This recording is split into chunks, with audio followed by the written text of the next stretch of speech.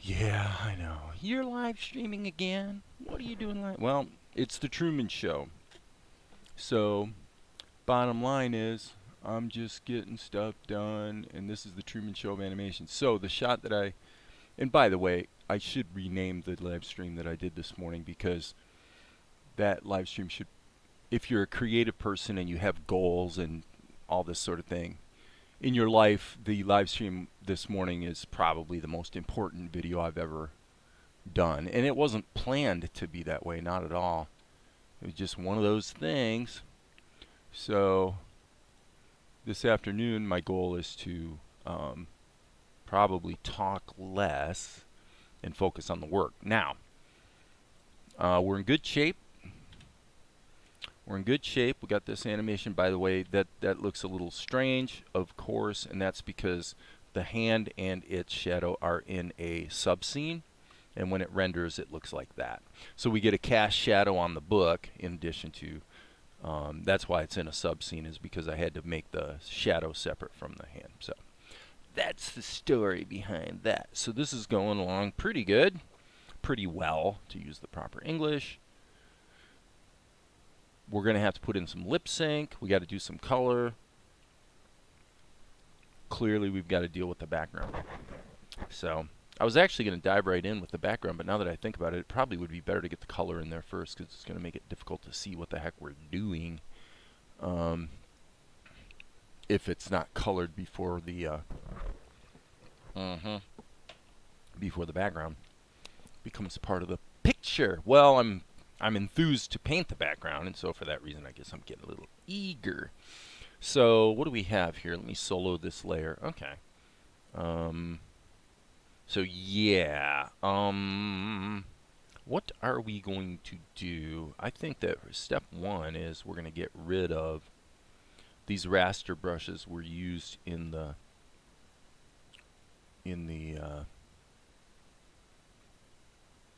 pencil test to indicate some guides and whatnot. And so what we're doing is we're actually using color number 2 as our ink. So there we go. There's that. This one, I'm actually going to make it a stupid color. Well, I guess it is still part of the pencil test. Okay, yeah, so actually, we have to pause here for half a second. This is a complex scene. Hey, Amar. Yeah, I'm double dipping right on. Long time no see, guys. So what do you guys think? You agree with me? I should change the name of the live stream from this morning to something like, you know, if you're a creative person, this is like the most important video I've ever done. In terms of, I think what we talked about is enormously important. By way of both guidance on the one hand and encouragement on the other, you know, for people who really have something they do. It doesn't have to be animation, anything that they care about. Okay, so what happened here? I just had a little, oh, I see what I did. Okay. Huh. Do we have a big problem? Uh-oh, we have a big problem. I've just introduced a majorly big problem. Well, what do you do? I don't know if I can hit undo a few times and see what that does. Looks like maybe. Yeah, okay. So, but why are these drawings disappearing? Well, doesn't it figure that the minute I get in here... Oh, I bet you this is the problem right here. Oh, I'm such a silly goose. All those tweaks for nothing. Well, what I'll do is instead of changing this color, I'll just leave it as a raster brush, because then I won't forget that it's not my ink color. So, all right, we're back to normal again. All right, I'm sure there was a key theme that arose from it. Well, yeah, and I mean, out of 4 hours almost, I think I spent about maybe 2 working, and for me, that's a little bit of a violation from what I really want to be doing here. But you know, I mean, I do like to help as best I can. So anyway, so we have a little bit of a dance here that we got to do, because number one, because I did put the ink in the same layer with the pencil test, we've got the ink baked into, well, what I'm trying to say is that these lines are going to totally foul up the painting. So in other words, if I do a fill operation here, let's see, normal. Okay, and that doesn't want to fill at all for some reason. What am I missing here? Areas. Oh, I'm on the wrong. Yeah. Okay, you see what happens? So even though the opacity of this ink line is turned down to nothing, those lines are still there, right? So I've got to kind of make a choice here. First thing I'll do is erase that line that or that fill that I just did. And so I'm thinking probably what I'm going to do is erase everything except most of the book, and that'll get me to where I can actually do the fill operation. So that means grab the pencil test color, palette entry if you will, and erase everything like around Asher.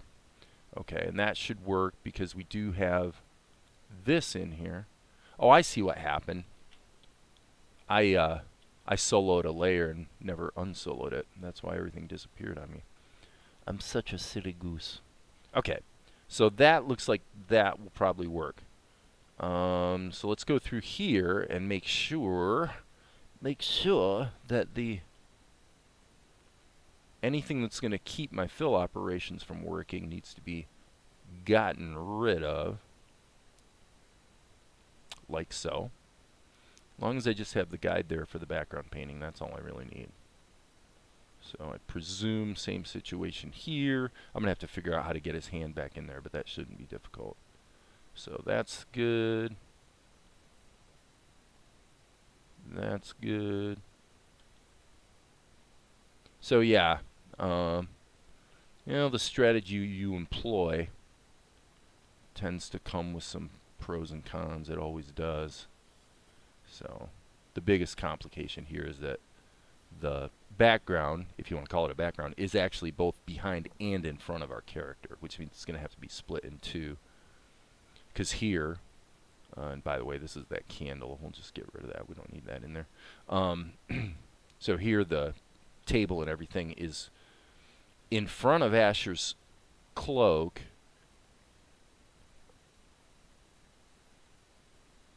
Well, and I was going to say, but the arm is in front, but that's really not true. The arm is actually still not in front of the table because it gets cut off along here. It's not resting on the table. It just kind of looks like it is in this drawing. So, yeah, so we're going to definitely have to split our background into two levels. Not a big deal. So I'll do that unless I forget. Maria, whatever you feel most value to the viewer is how I would name it. Yeah. So, did my walk cycle, well done. Added to my exercise by doing faces with lines of dimensions. I haven't visited your channel in a while, Maria. Have you posted some of these walk cycles, or do you post them on the Discord or something like that? I haven't been on the Discord in like 2 weeks, so I don't know what's going on over there. I probably should check my messages though, because I know I think it was Enio-san was gonna send me a. He wanted me to do a little voice thing for him. I told him I would.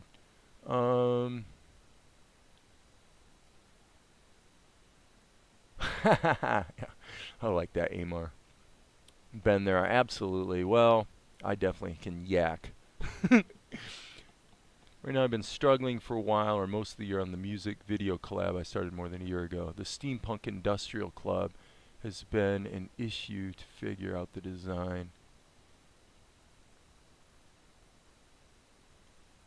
Okay. I'm just reading through the messages. Yeah. I don't do the collab thing. You know, I've said it here before, but basically I did the collab thing around the year 2000, centering around Blender, and I just found out it usually I can't say it did much at all to improve me. There was one guy, Stefan Ahonen, who was really talented back then with Blender. I wonder what Stefan's doing nowadays. But I did learn some things from him, and he actually contributed to a little scene I did reproducing a shot from Beast Wars. And that was actually quite cool. I probably have the files somewhere on an old CD from about 2008, I expect. But Halloween is coming, and so is my birthday. My birthday's before Halloween. That's all I'll say. And then I'm a Scorpio, so we'll leave it at that. Okay. So what do we want to do? It's kind of my choice. I think getting things filled in and colored first would be a good plan. So why don't we cheat a little bit and sample this color and this color, because those, in fact, these colors are actually wrong, I'm pretty sure, but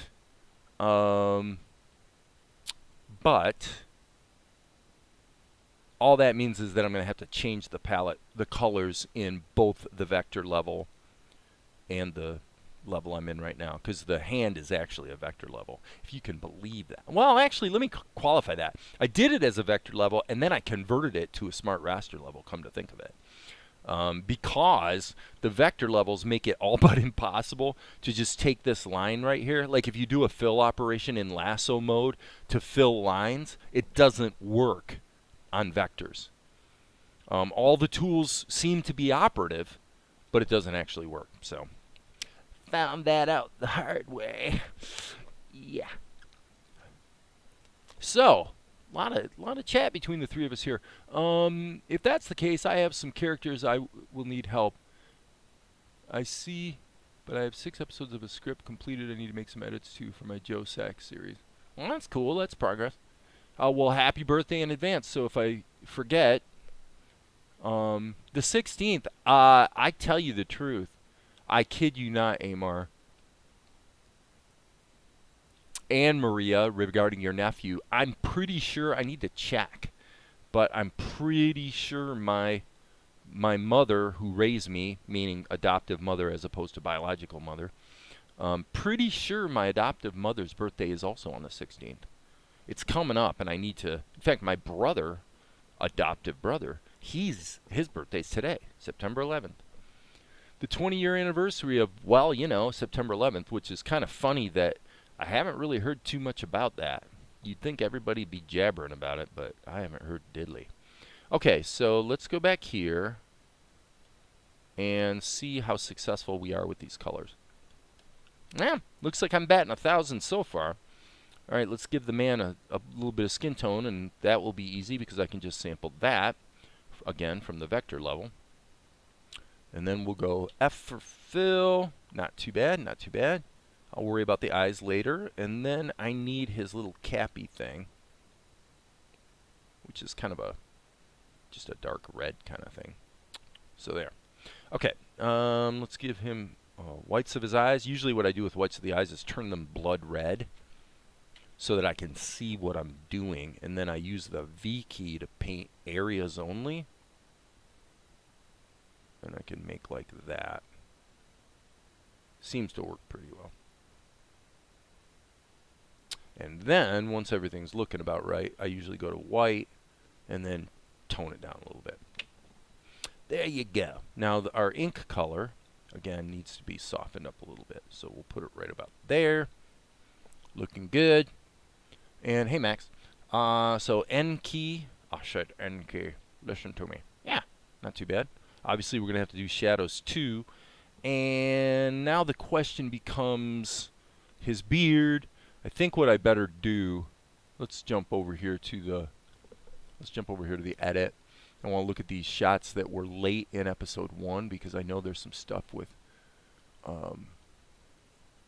Asher and Mel that, okay, so this is what we have. Okay, fine. So this is definitely the wrong color. This is supposed to be sort of an almost tan brownish. I'll flip back here while I'm thinking of it so I don't forget like I often do. So I'm going to go, yeah, that's actually getting darn close to what we want. Something like that. Looks like the yellow color is about right, actually. So then what I need to do is go into here. Well, shoot. I guess, okay, this is going to be a bit of a trick, isn't it? Well, okay, we're going to do this easy way. I'm going to explode this. The problem is I need to, well, okay, hold on, let me check this. Okay, I have another problem. Like, that's a shock. If I explode this, I think I'm going to lose the animation. So let's save our work. That's something I haven't been doing enough of today. I'm going to save my work, and then I'm going to explode this and see if what happens is that the component levels get attached to either a group or a peg bar that retains the animation. I literally have no idea if it will. So let's just go ahead and explode the subscene. And let's say maintain positioning relationships in the main scene. Parenting relationships. Yes, I think so. That did not work. But interestingly enough, okay. Yeah, so but let's look at the schematic. So there's the group. Let's open it but not ungroup it. So it appears to me that the peg bar does not, and by the way, that one can be deleted, obviously. So it looks like the peg bar doesn't really retain the animation. So here's what we're going to do. Let's, rather than fight with this, let me hit undo a few times. Okay, I'm going to jump back up out of here. And it appears to me that all is lost. So I'm going to reload the scene. All is lost, friends. I'm going to discard the... Yes, discard the changes because I saved all before I did the stupid move that got me in trouble. Okay, so here's how I'm going to do it. I'm going to do it differently. I'm going to come over here and I'm going to grab this color. Control C. And then I'm going to go into the subscene and then paste it. Control V. And now I can just refill this. Right? Oops, I pasted it into the wrong level. Interesting that it pasted it in the correct index position. I didn't expect that. F key. There we go. That basically did the trick. So problem solved, my friends. Problem solved. There's always a way. That's the good news about Opentoonz and Tahoma, is there's always a way. Okay, let me see. For the Simpletons series, I also need a vocal that I added all the characters.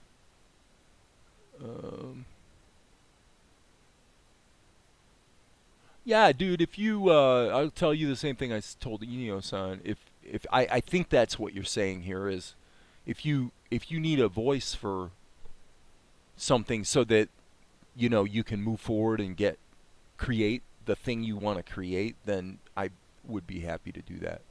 You know, just give me an idea of what kind of voice you're looking for or who it's sort of a knockoff of or whatever. Well, it is all over 9gag. You really should start enjoying memes.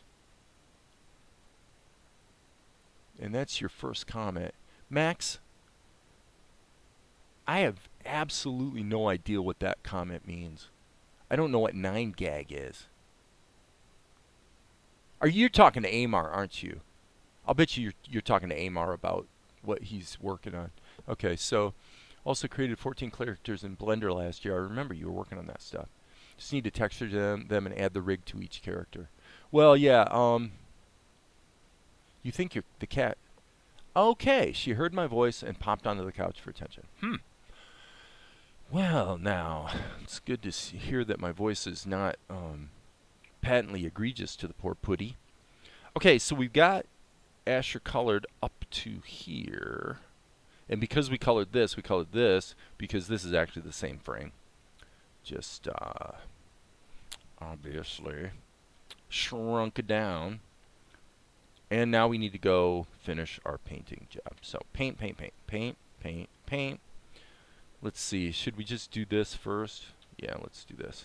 Paint, paint, paint, paint, paint. Doot, doot. Doot, doot, doot. And now we got to jump over here, and this is going to be... looks like that's the right color. Paint, paint, paint. I'm surprised I haven't gotten any leaks yet. Surely there's going to be at least one leak. There was one right there. Whew. Thank goodness. I thought I was going to break my record of always having a leak.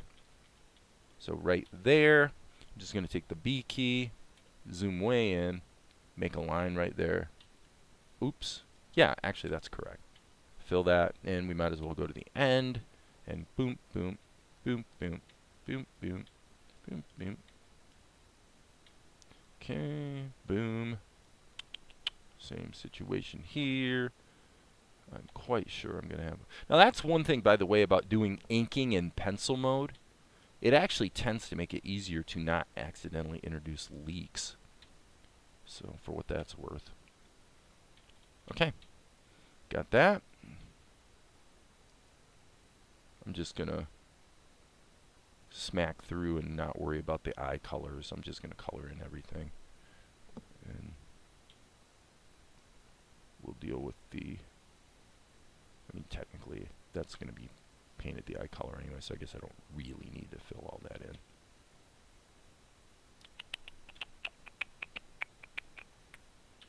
Scribble, scribble, scribble. You can see a little hiccup down there. Let's push in and hit the V key. That's going to be too wide. Yeah, let's just shrink it down to 4. Boom. So we can go 1, 2. Yeah, there's a lot of little holes in this. Like right here. That's what hand painting's for, I suppose. I'm not so concerned about these little... I mean, frankly, they're actually fill operation anomalies as far as I can tell. I'm not going to worry about them. I'm going to assume that probably the anti-aliasing and the fact that we're moving forward in time is probably going to hide that. So this is what we really have, and if we hit the N key, yeah, I mean, that's pretty tiny on the screen. So I think we are in good stead. This is an example where we don't have to kill ourselves in the name of so-called quality. We can if we want, but most of this stuff I'm poking at right now, no one's ever going to be able to see anyway. So I do try to be judicious. But yeah, those look like fill operation anomalies, which is a little concerning. That's a lot of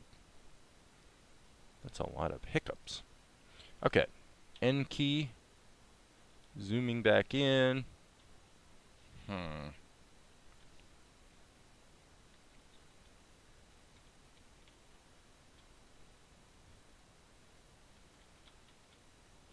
Fill.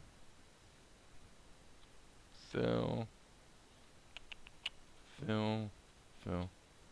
Fill. Okay. Now we got to deal with his eyes. I think I already painted these. Yep, I did. Paint, paint, paint. N key once again. Zoom in. V key. So I can hand paint. Hand paint. This could probably be a regular. Oopsie poo. Sorry, my bad. I was going to say it could be a fill operation, but actually it won't quite work since I've got those gaps in it.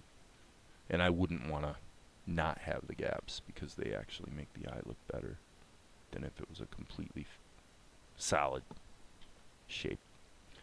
Boom.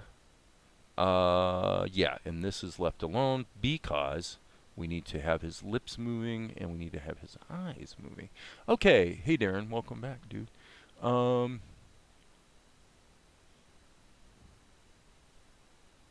9gag, go visit it. It's fun, dark place for memes. Well, what I'm wondering is, what were you saying as all over 9gag? I'm assuming you were talking about...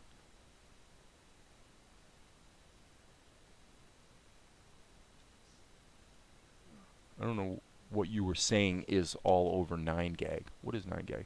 Go fund the world. Uh-huh, uh-huh. So what is it that we're seeing here on 9gag?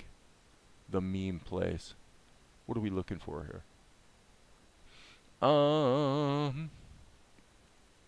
You're talking to me. Okay. What's all over 9gag? Oh, I'll bet you're talking about 9/11, the anniversary. Is that what you're talking about? Yeah. The collapse. Right on. Obviously. Yeah. I'm sure it's all over 9 gig. But, yeah, memes aren't really my thing. I I think I might have told you guys. I don't know if I told you this, but okay, so about 2 weeks ago, 2 different times, I did I did a session of probably an hour of YouTube Shorts. Okay, and I was like, you know what? I just check it out, kind of see what it's about, kind of thing, right? And which it's the same as TikTok. They're just trying to compete with TikTok. And what I found was, oh, I forgot to color all this, didn't I? Okay, we'll come back to it. What I found watching YouTube Shorts, I state quite emphatically that I think that the following is true. Just in 2 sessions of about an hour, I found that it affects my brain. You kind of get into this dynamic of if the thing you're looking at doesn't entertain you, you go ahead and swipe to see if the next one will. It's kind of the way it goes. And what I found was it was downright creepy how, and by the way, I'm selecting all this so I can just paste it into the other shots. It was creepy how it really did affect my brain sitting there, doing the TikTok-y sort of thing. And Kyle and I had a bit of a lengthy discussion about it because he's, I guess I did talk about this on the live stream now that I think about it, because I remember I said something about Kyle's comment about it. But so it's not that the meme thing or the TikTok thing, I kind of relate them together, okay? Because they're all about getting a quick dopamine hit from whatever entertains you, and then you're just getting this endless litany of dopamine hits, right? Is kind of the idea. So I'm not saying it's necessarily a bad thing, not really criticizing it, but I'm saying that for me, it seemed to me that the effect it had on the way my mind works was fairly immediate, where once I got away from it in the real world, I was kind of wanting that pace, that instant dopamine hit pace, and I was sort of looking for it in actual life around me. It was like weird. I'm like, okay, whatever this does to your brain, it definitely has an effect. I'm pretty sure. And I asked Kyle about it, and he totally concurred. He totally agreed with me. He's like, yeah, I've been addicted to that stuff since like 8th grade, and yeah, no question. So for me, not really too interested in doing that whole thing. Okay, so fortunately, each of these, this is actually the same level, even though it's on a different column. These are all the same TLV file. They all the same level, as you can see here. Here's the pencil test, then here's the inked frames. So that means that when I go to this other column, the palette's already correct, because it's actually the same palette. So that's convenient. Convenient. Okay. Flesh tone, boom. Boom. Boom. Boom. Okay. That'll work. Eye color, zoom, V key. We'll just paint them in by hand, baby. Paint them in by hand. So yeah, but it's good to be aware, culturally of what's going on. Everybody's doing the meme thing or whatever, because, and, the truth is, it's kind of a big part of people's lives. It certainly consumes a lot of people's lives. It is what it is. Guess we'll add the little flesh tone here, huh? Right, sure. And I do want to take this hair color, which I used for his beard, which I'm going to have to try to match that, at least in these closer shots. I'm hoping that even though it's kind of bleeding outside the lines, that it won't matter. It'll just give you a feeling. Because look, if you zoom out, it's pretty dull. I mean, it's pretty small on the screen. So Yeah, just a tiny, tiny, tiny suggestion of the gray, you know, of his beard in the eyebrows. We'll go with it. The problem is if I leave them blank, then it's actually black that's going to leak through in the edit, and so, well, obviously that doesn't work out so well. So, because he is an older man, and so like up here, if a little black peeked through here, it wouldn't matter, but you guys know what I'm trying to say. Boom, boom, boom. We're rocking and rolling. Yeah, I was just trying to figure out what the next chapter of my day was going to be, and I was thinking about doing another oil painting just to sort of snap into a little different creative zone, and wound up deciding to do this instead. I kind of wanted to make a little more progress on this shot, frankly. Okay, we got to get Mel happening. The Haps. So let's go here. We've also obviously got to get his hand in there. Okay, so there's Mel. So we have the same problem we had before. Let's get out of this view so we can make sure we're going to have fillable stuff. So selectively we erase. Yep. Selectively we erase. Selectively we erase. There's our tween. And there we go. Okay, now what we need to do is hit Control-Shift-F. Aha! Aha! Aha! And there it is. We found a leak. Where's the leak? Yep, there it is. So this is quite useful. I do see a little issue here in that I really don't want that line through his eyebrow, but now I just wrecked it by opening that up. So there we go. Back here, looks like we've got another leak.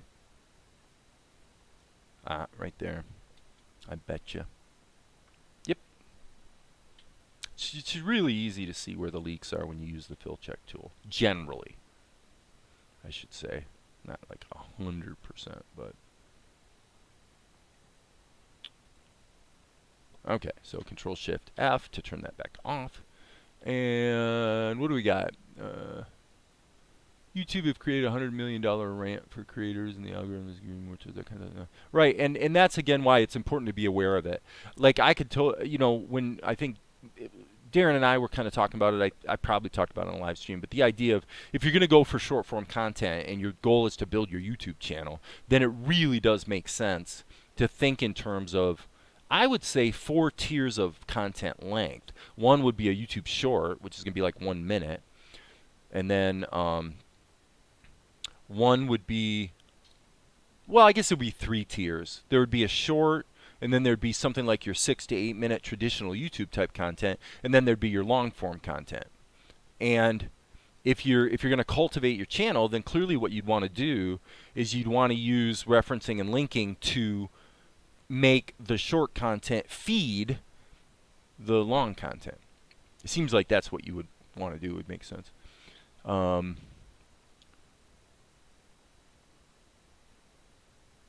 all right, Maria. I hear and I obey. In my almost Christopher Lee voice, I hear and I obey. Man, oh man, how do you do that? How do you do those crazy voices? You know, you gotta just do the really high voices, you know, that kind of stuff. And then you do these very low voices too. That can be taught, actually. I certainly have a list of about probably 12 principles that I learned a long time ago for doing voiceover. When I'm doing voiceover, you know, when I'm officially, I'm not careful to do that here when I'm just yakking, but when I'm doing a recording on microphone, there's certain rules that I follow that tend to foster a more professional approach. One of them is a certain amount, not a ton, but you do want to have a certain amount of what I would call that roller coaster. You want to have a little up and a little down, but you don't want to go like the old style, let's go really crazy. You don't want to do that. But you want to have a little bit of that. You want to breathe from below, from your diaphragm, so that you got a good air source pushing through. But I digress. I'm sure you guys don't really care about that. We need to get Mel inked. Or, I'm sorry, painted. Okay, so how are we going to do that? Well, first of all, his eye color, I would say, could be the same as Asher's. I think that would be fine. So let's just go ahead and do this. But yeah, it's a funny thing about voice work and singing as well. Like one thing, every once in a while you bump into something that affects your thinking where you go, oh, I never thought of it that way. So one of those for me was when I heard an interview with David Coverdale where he was talking about back in the day when he was wanting to be a singer, he discovered, the way he describes it is that he could sing from his stomach. Okay? Well, I know what he's talking about. Well, he's talking about this. He's talking about singing from way down here. You go way to the back of your throat. And it's actually precisely how Brian Johnson from AC/DC sings. It's exactly what he does. A lot of these rocker guys. Now, some guys, good example would be Joe Lynn Turner. Joe Lynn Turner has superb technique. And you may not love the music that he has sang, but in terms of his technique and vocal control, he's among the best I've ever heard. And it shows in his work because not only was he singing with Rainbow, back in the day, but so if you haven't ever heard of him, you can look him up. But he also, in the 80s and 90s, when he wasn't, touring with a major rock band like Rainbow back then, he was kind of a first call guy for like radio jingles and stuff because he was such a solid singer, So just saying, Joe Lynn Turner. So I like to, when I want to exercise my voice, I'll go down in the basement and while I'm lifting weights, I'll sing along with Joe Lynn Turner, or I'll sing along with just whatever. A little bit of White Snake, a little bit of Kansas. Blah, blah, blah. Okay, so now, let's think about this. Think about our colors. Okay, so actually, I'm going to say, we really have a flaw here. I'm going to go ahead and fill this. Okay, that was bad. I forgot. I really forgot. Sorry, guys. I made a boo-boo. I forgot that this is a flaw. It's not a bug, but it is a flaw in Opentoonz and Tahoma, that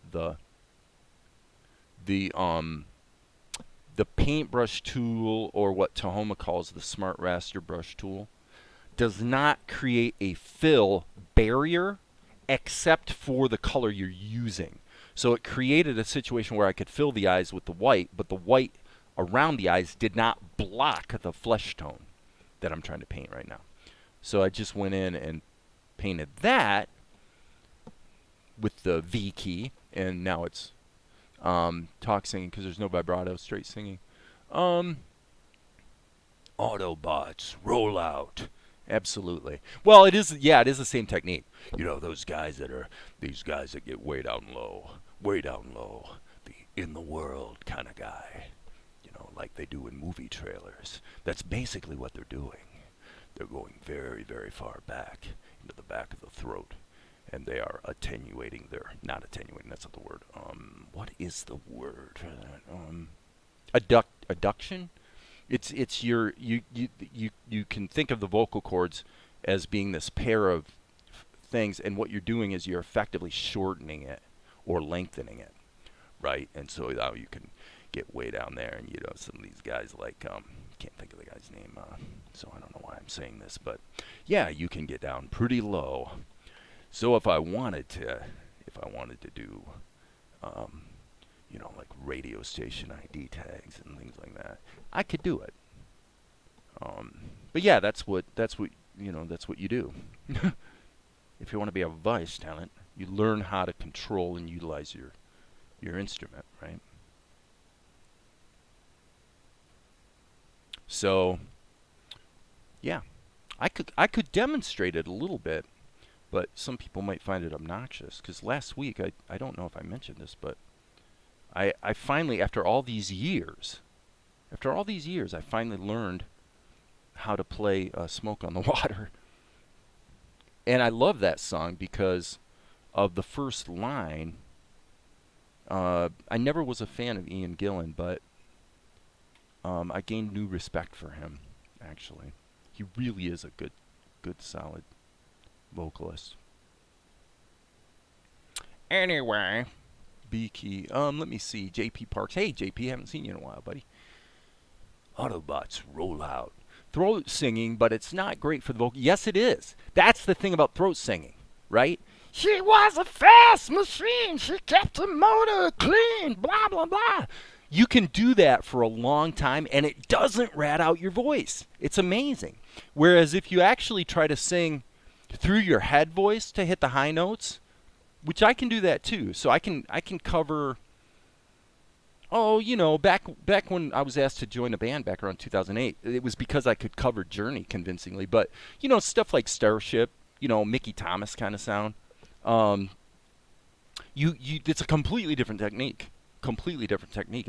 It's very much in the head voice, and it's like, I don't think I'm gonna do it. I'm not gonna do it. I could do it, but I'm not gonna do it. I'll have to turn on the live stream sometime when I'm down in the basement. But yeah, I walk around my neighborhood singing, and everybody knows me as the guy that walks around with his guitar and does that thing.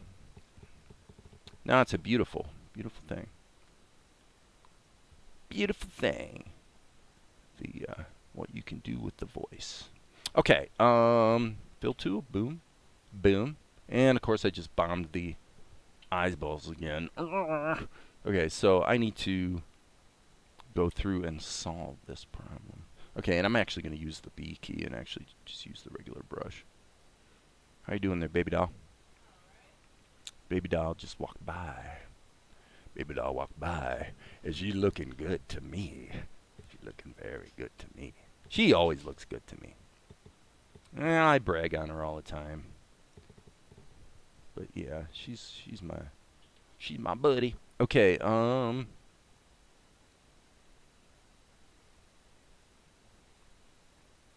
yeah. Well, and that was, it took a long time to learn to do it.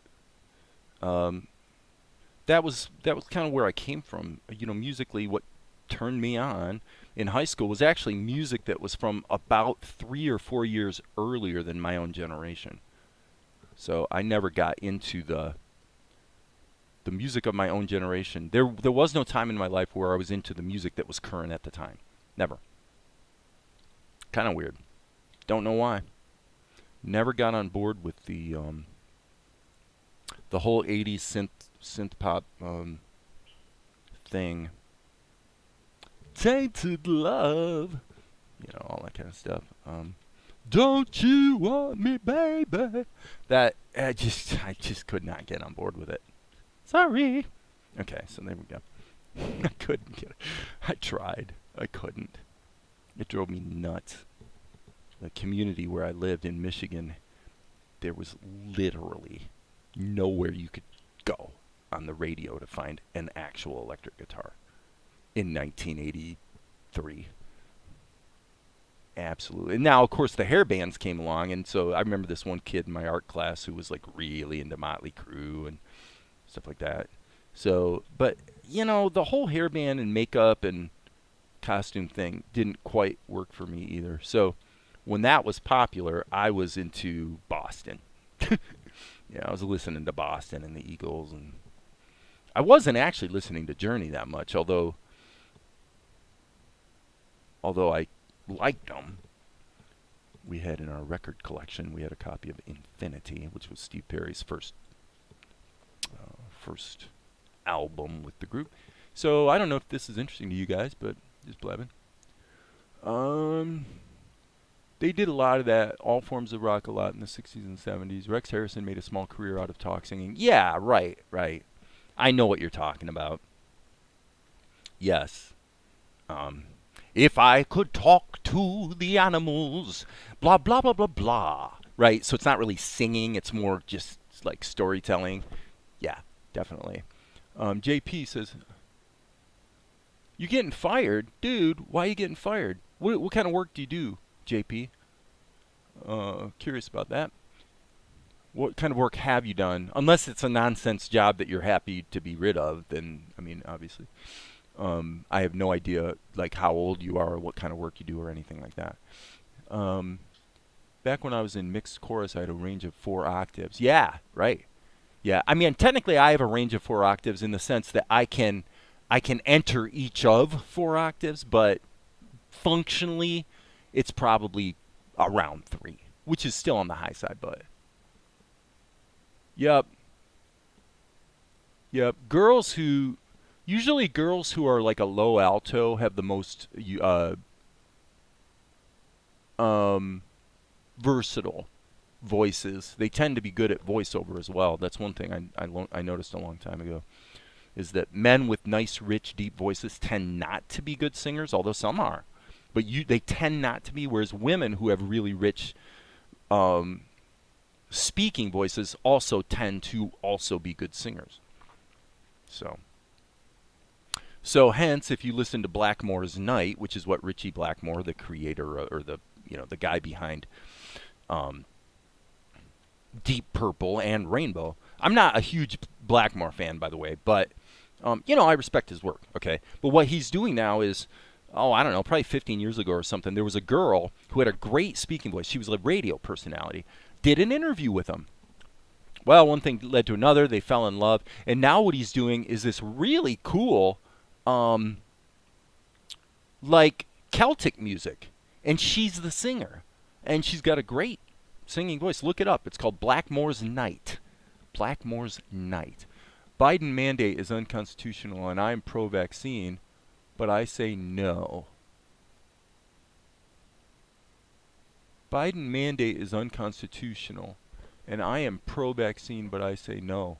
Okay, what does that have something to do with the job question? You missed me. That was kind of out of the blue, the thing about the Biden mandate. I will not trade any more freedoms for temporary securities. JP, I assume you're in the United States then. Just at a guess. For temporary securities. I don't know. I'm not going to get into that one today. I will just say that there are multiple views, and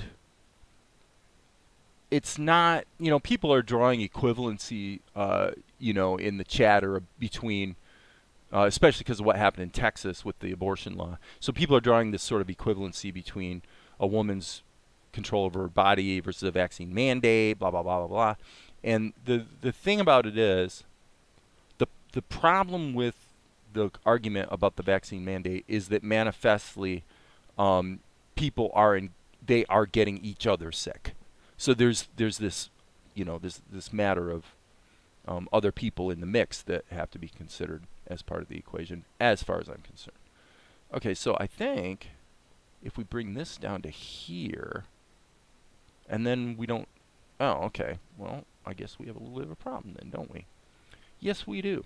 Okay, so I'll take this key and just Control C, copy it. We need to go down here. The thing about it is, I have a very jaded view about this to a degree, because my beautiful Valerie, what did she study in college? Because of her condition, she had to stop after 3 years. But what was she studying to do?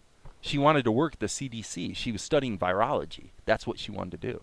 And so she really, and plus she was a really good student. She was the student who, you're a freshman, and the teacher's assistant in your freshman courses, she's a freshman taking junior courses, like third-year courses, and the TA is having her teach the class. Okay, she was that guy, so to speak. And so she really excelled in that because she loved it, and she really, that's what she wanted to do with her life that got kind of interrupted by her condition. Um, so she has pretty strong opinions about the whole vaccine thing because she understands medically, like literally how it works. She can completely unpack how RNA or mRNA vaccines work, how they do what they do, why it's a great new technology, yada, yada, yada. Now, some of you guys may already understand that stuff, but believe me, I've gotten an earful about it. So, for that reason, I have a fairly, frankly, I believe a better informed view of it than most people that are out there chattering about it. So, worms and 9/11. Biden's new mandate will fire any worker not willing to get vaccinated. Oh, I see. That's what you were saying. So you're saying you're not willing to get vaccinated. It's not about the virus. It's about the president making laws without congressional approval. It's totalitarian. Huh. Well, okay. I'm gonna happily let you have your opinion, and I'm not gonna engage with that particular argument today just because I don't feel like it. There are times when I would. Because I always, I'm an alt-center guy. That's my political position is I'm the alt-center.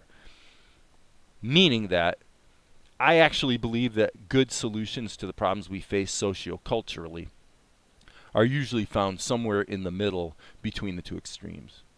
And that we can't be good people until we let go of our prejudices and our fears, which usually are, of course, of other people, and engage in good faith with somebody who has a completely opposite side that we do.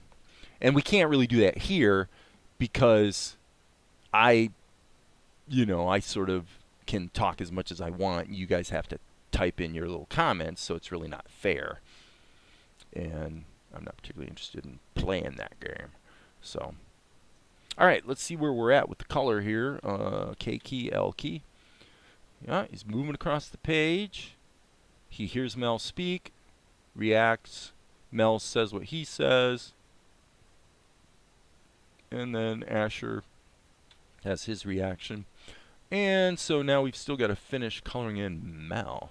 So yeah, that sucks, JP. So you're what you meant, but you weren't being fired per se. You're saying you made a decision which I do respect. I respect civil disobedience, and there's a time for that. And so you've made the decision that you will not get vaccinated, and so you're prepared for the eventuality that you will probably lose your job. Well, you know what? That takes a lot of conviction. So in that sense, even if I completely disagree with your position, I respect your conviction. I think it's great. So take that for what it's worth. Okay, so Mel's band is actually a little darker than that. And the part about that I don't respect is that if you still engage socially, and of course the data and the science is still emerging. There's a lot of things that are still emerging about COVID. I just saw something today about some new data that seems to indicate that even if somebody's had a fairly mild case, they can in some cases experience cognitive challenges for quite a long time after having COVID. I don't know if that means it gives them like brain fog or but there's a lot about the long-term implications of that virus that we still don't know.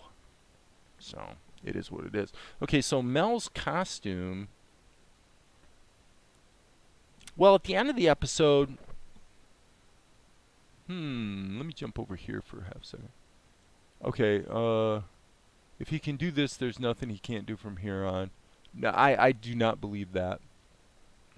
I don't actually know what the legal status of a of any mandate is anyway. So I assume this is new, and I've been out of the loop for a couple days, and so okay, just checking here. So throughout episode 1, Yeah, throughout episode 1, Mel had this costume on, so he changed it in episode 2. So that's cool. That makes my job easy. I just need to make it green. But it's not the same green as this, so boom. It's kind of a muted olive, basically. Something like that. That looks about right. Okay. And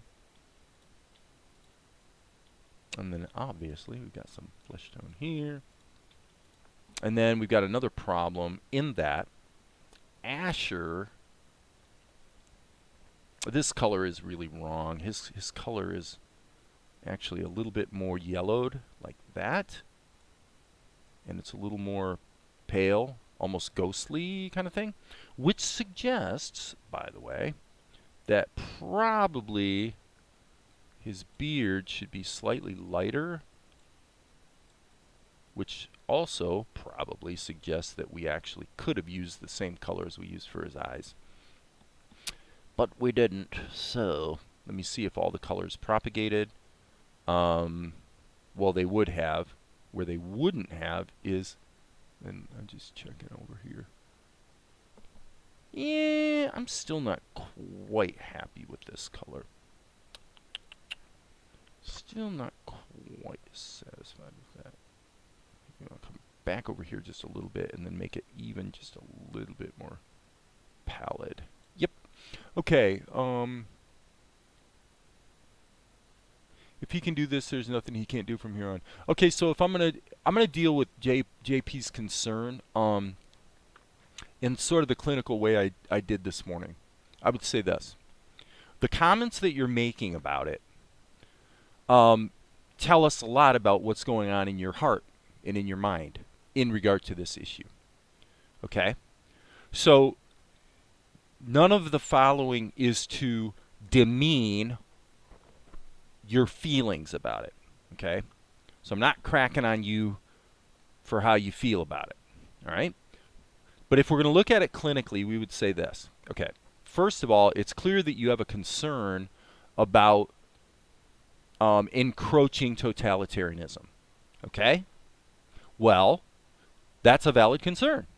Nobody wants to be encroached upon with increasing levels of totalitarianism. So your concern about totalitarianism is valid, okay? So I validate your concern.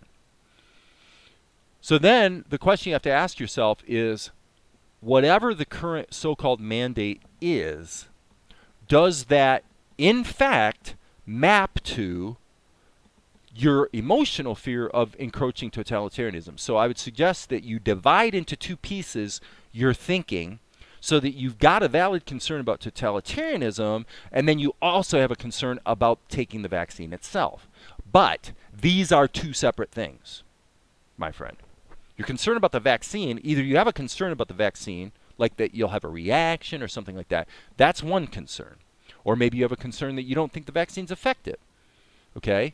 I would challenge you on that point, since for the last several weeks, many doctors in Louisiana, Florida, Texas have stated emphatically that literally 100% of the people that are currently dying from COVID are the unvaccinated. And 98% of the people who are hospitalized are the unvaccinated. So while other people are getting sick, there are breakthrough cases. I personally know 2 people who were fully vaccinated who had a breakthrough case. But both of the cases were very mild. Okay, so as far as the concern about, so then we've got the concern about the disease, we've got the concern about the vaccine, and then we've got the concern about totalitarianism. These are 3 completely separate things, totally separate things. The one that affects the other people around you to where a mandate may make sense is the concern about the disease. Okay? So, and then you got to look a little deeper to weigh out what the level of that concern should be. Because what we're talking about is the degree to which a person who is or isn't vaccinated can then become a silent carrier who hasn't manifested symptoms, and you wind up getting a bunch of other people sick. Mainly ostensibly because you weren't willing to take the vaccine. These are all the things we have to decide about. Okay, the idea of vaccines had become a political one. It's no longer medical. Well, that's pretty obvious for sure. My concern is the fact that other countries have found problems with it. Yeah, I mean, here's the deal about the vaccine, you guys. There's no such thing as a vaccine that doesn't have problems. There's no such thing as a vaccine that doesn't cause side effects and or occasional bad reactions. But the actual statistical fact about the vaccines for COVID-19 is that they are the safest and most well-tested vaccines ever. How do we know that? Because more people have had it, right? So we're not talking about the science that was done before it was administered, because obviously it was fast-tracked, okay? So we're actually talking about the millions of people who've had it. When you look at the number of reactions or, you know, adverse reactions and blah, blah, blah, you look at all the negatives that come out of a vaccine, it turns out that this vaccine is spectacularly safe. But, you know, there's kids that get, you know, MMR vaccines as babies, or even more ridiculous, a hepatitis vaccine as a baby, which is completely stupid because a baby doesn't have an immune system, which means when you give the baby, you know, a really young baby a shot, it actually can't possibly actually work very well. Why? Because they don't have an immune system yet, and the whole idea of the vaccine is to stimulate the immune response. Duh, right? So, you know, while Valerie is very bullish on the COVID vaccine, she's not at all bullish on some of the idiotic vaccines we give babies. Kids should get the vaccines, but not as babies. You need to wait till they're like 2. So there's some definite stupid stuff we do in this country about vaccines. Okay. So, and you don't trust the people who made it? You know what, Smog, that's your prerogative. That's your prerogative. And really, what Smog just said, also vis-a-vis what JP said about the president and totalitarianism, this is actually the point. The point is, who do you trust? Okay? That's the only question here. Who do you trust? So is there a lot of disinformation out there? Absolutely. Is it necessarily wrong when people post stuff that's extremely highly biased? No, it's not necessarily wrong. I mean, let's go back to the election. When the election happened, I have a friend who was absolutely convinced that everything that Rudy Giuliani said and Sidney Powell said was right. He was convinced that it was all right. I said to him, well, you know what? What your standard is for determining whether something is trustworthy or not is basically the information source you have on social media that you've decided in advance that you trust. Okay, that's legitimate. And I said, well, I'll tell you who I trust. I actually trust our court system. Because if they go to court, they can tell you all kinds of crap when they're in front of a TV camera, which they did. They can tell you whatever they want. And you choose to believe it or not. And some people did. But I said, guess what? A judge in a court of law, no, he's not going to just believe it. He's going to hold them to an evidentiary standard that's well established in our legal system. Now you can talk about the problems with the legal system if you want, or you can come up with a conspiracy theory that says every single federal judge in America has been gotten to by the bad guys. Their families have been threatened. They've been paid off, right? Every single one of those judges in every one of those court cases was on the take. Yeah, it's possible. It is possible. But is it likely? No. It's not very likely at all. And so my friend had this system of beliefs, which he still clings to, by the way, still clings to it, that was based on absolutely nothing. And what I said to him is I said, look, when somebody tells you a really, really big story to scare you, and we can map that story to something that benefits them directly, whether it's money or power or whatever, don't you kind of think maybe their story might be suspect? Maybe. Just maybe. No. I can trust this source. I can trust that. Okay. Well, we'll see how they do in court. Well, what happened in court?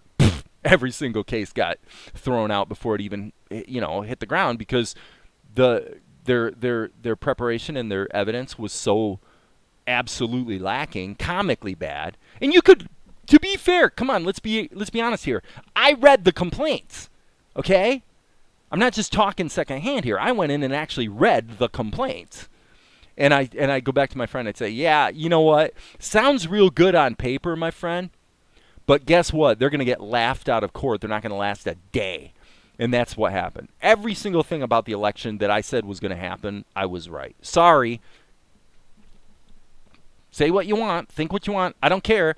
Everything that I said would happen through November till January. I didn't predict January 6th, but although actually my friend, who I think is silly, did predict. He predicted that Mike Pence was going to take an action to overturn the election. He really did. He believed it. And I said, well, Mark, actually, I just gave away his name. I said, this is how that works. And so what you're saying is going to happen isn't going to happen. And it didn't. Mike Pence knew he couldn't do that. But my friend didn't. He was badly informed. So what does this have to do with the vaccine? Well, kind of a lot, actually. Kind of a lot. There's a lot of issues in play here. What JP said is really, well, yeah, almost all the red states. But you know what? If you're a complete pragmatist about the vaccine, this is the way you'd look at it, okay? This is going to sound horrible, okay? This is the way you'd look at it. The red states are being decimated by COVID. So if you're a blue state person and you're a real hardcore liberal, you might say, well, okay, that just means that the stupid people are going to let themselves get culled out of the population. They're going to get killed off because a lot of them are dying of COVID, and it's all the idiot anti-vaxxers that won't get the vaccine. It's not that the vaccine doesn't come with some risks, because it does. Let's be clear. The vaccine does come with some risks. Hell, my next-door neighbor had a reaction where his lymph nodes swelled up the size of a grapefruit. It happens. I felt pretty crappy for a few days. Okay? But these are the realities, and at the end of the day, it's just a choice. So I respect the fact that your choice to lose your job rather than get a vaccine, I respect your choice. I personally don't think it's a particularly good choice for my own reasons. But, it's your choice. I respect your choice. Now, where it comes down to, where it changes a little bit, is when we say, okay, I'm having a get-together and JP's invited, and I find out that JP's the only guy in the crowd who isn't vaccinated. And say, well, okay, that alone is not a deal breaker. We can engage in a little bit of social distancing here at the party. We can have it outdoors. There's things we can do about that. It's not an untenable situation. Right?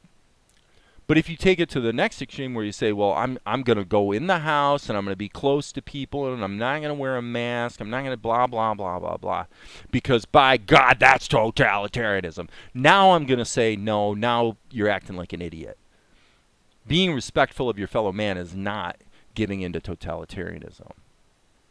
And whether you consider that to be respectful of your fellow man or not boils down to what you said. It boils down to, well, I think it was Smog who said it. It boils down to, who do you trust? Who do you trust? Well, the analog to the courts, when we talk about the courts with the election, the analog to that with the vaccine is what we see happening in the red states. Because guess what? The virus doesn't care about you. The virus doesn't care about politics. The virus doesn't really care whether you got the vaccine or not. Doesn't care. So what do we see happening with the virus? It's decimating the red states way worse than the blue states because the red states are full of more people who are anti-vaxxers. It's not complicated. It's not complicated at all. If your vaccine works, then why do I need one? That's a very good question. That's actually, Smog, now that is the most intelligent question you could ask right now, and it's a very good one. And the answer is that, number one, we do have breakthrough cases happening with people who are fully vaccinated. And if you can have a breakthrough case, that means you can be fully vaccinated and still be a carrier.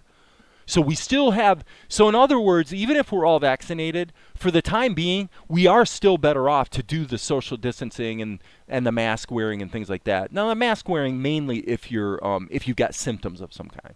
You know, even if you have a cold, it's not that big of a sacrifice to wear a mask, because the point of the mask is not to protect you, it's to protect everyone else from you. Okay, so let's be clear about what the masks are supposed to do in the first place, right?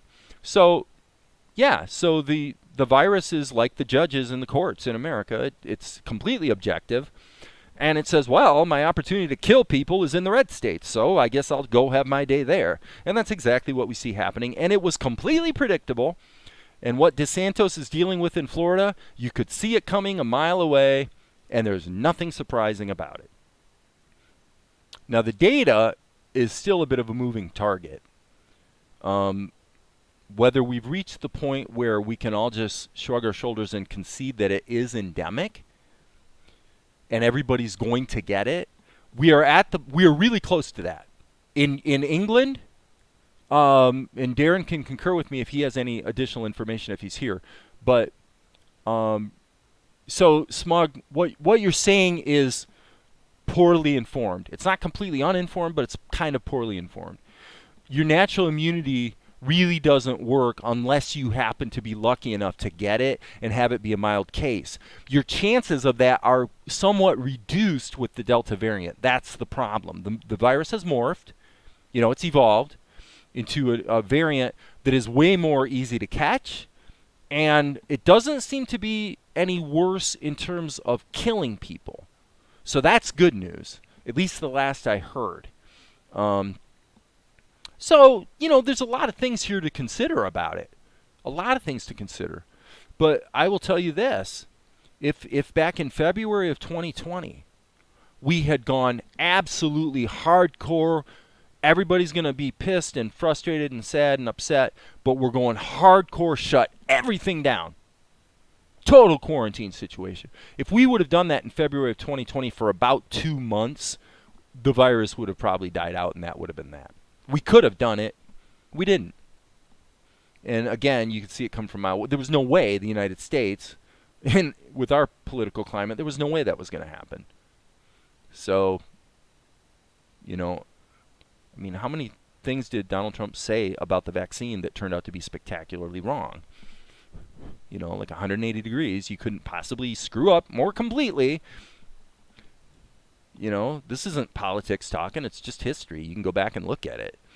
Look at the record. So, but I'm digressing too much, I think. Okay, so masks do protect you too. They do, especially the N95s. That's right. I was near COVID hospital for 3 hours. But you know what, to be fair, I was on an airplane coming back from Denver a couple months ago. Would have been the end of June. And I had my mask on. The family in front of me, there was a child who was obviously quite sick. I don't know that the kid had COVID, but the kid was sick, raspy cough. The kid had his mask off a lot of the time. And that night, I started getting symptoms of a cold, and I did get a cold. Now if you do know things about viruses, you're probably going to take me to task on that. So you say, wait a second, Dave. If you got sick the night that you got back from your trip, you must have been sick before you got on the airplane. And that's a pretty fair argument. I don't know how fast a common cold can manifest if you're exposed to it. COVID takes a couple weeks to incubate, but I don't know about, you know, other coronaviruses like the common cold, you know. So it could be that exposure led me to get sick. It could be that it turns out I was already sick and it wasn't the kid's fault. I don't know. I just don't know. Val could tell me. Okay, so let me see here. So Smog says you're more likely to get okay, and I think Smog's bringing up some really good points here. That's valid information about the teenage boys. I think I'm glad you brought that up too, because it is not it's not as simple as a one-size-fits-all situation. And there is a case to be made for younger people like yourself to um, to go ahead and just allow whatever degree of herd immunity we can achieve among young people might be better than vaccinating them. That there might be some truth to that. You know, it's not a one size fits all situation. Max says Delta kills more. Okay, okay. So thank you for adding that bit of information. I thought maybe that was true, but I wasn't sure. And he says you're more likely to get Delta if you're vaccinated. That I haven't heard before. That may be right, though. I'm not sure about that. Naomi Wolf warns of U.S. becoming a totalitarian state before our eyes under Biden. That's Naomi Wolf's opinion, and there may be some merit to it, but I would want to look deeper into what exactly she's talking about. What is it that she's seeing happen that's so concerning? Is this just a reaction to a vaccine mandate, or is there more to it? Blah, blah, blah. You know, everybody's got an opinion. Obviously, I do. Okay, so where are we at here, folks? Maybe we should just, like, stop the presses here and deal with some painting. Let's do that. Let's have some fun. The background I think I'm going to steal from another scene, so I'm going to go ahead and create a raster level and then save my work, and then we're going to do some painting. Paint, paint, paint. Come on. Come on, Tahoma. There you go. There you go. All right, save my work.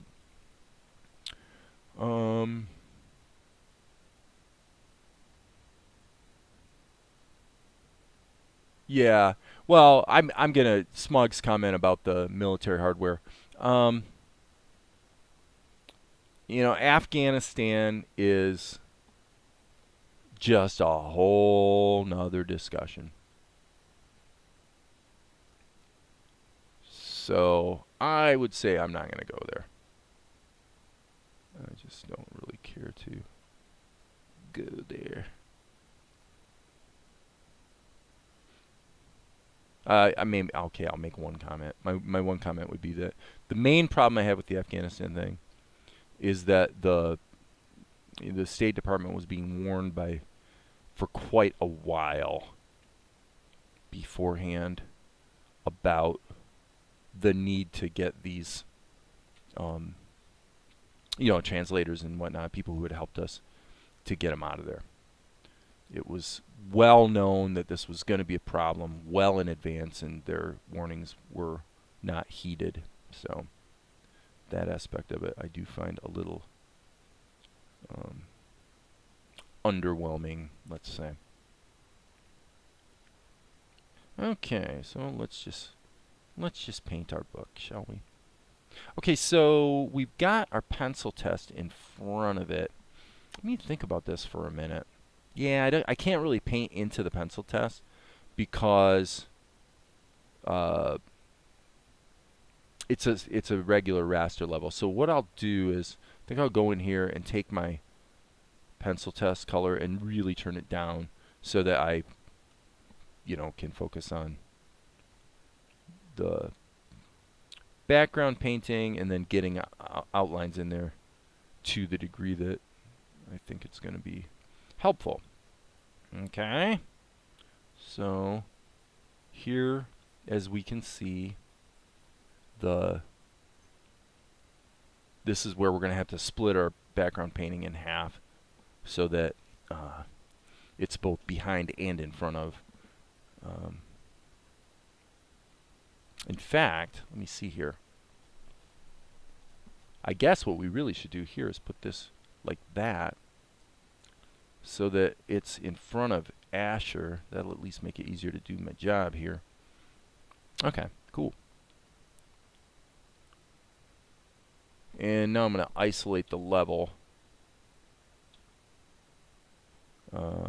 This thing, I'm seriously thinking about taking this out just because it's really distracting me. Reason being that when I unisolate a level, it unisolates what it, I've got this level isolated right now, right? Soloed, if you will. And if I unsolo it, it turns all of the other levels back on, even levels that I want to leave off. So, so there are always challenges. Challenges. So I don't know. I'm on balance. I always respect everybody's opinion, and I especially respect a well thought out opinion, even though I may not agree. And frankly, Smog, for a young guy, it's clear that that you're thinking. That's for sure. So that's great. R key, boom. Okay, so now I need to turn this back on. Yeah, so we can get this here. So the question becomes, am I going to be able to leverage this painting on the wider shot? And the answer is, I'm not sure. I think so, but we'll see. So yeah, this candle thing, I'm going to just...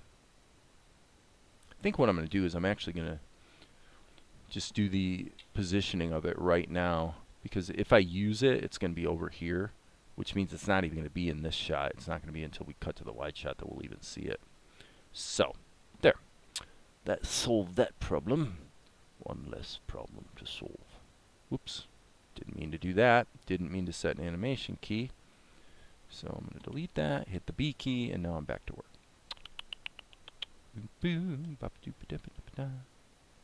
Okay, back here. JP is retracting a lot of messages today. Afghanistan government was so corrupt that it was beyond belief they were as bad as the Taliban.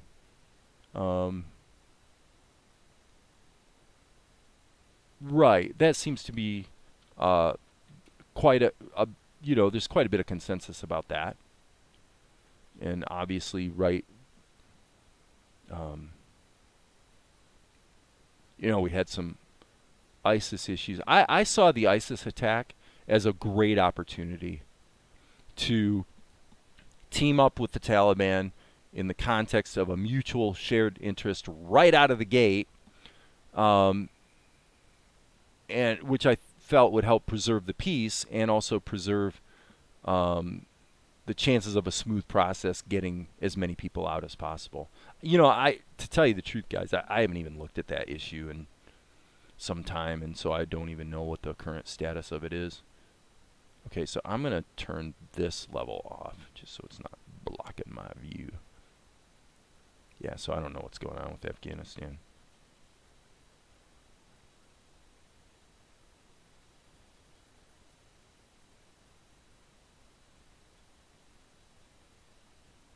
So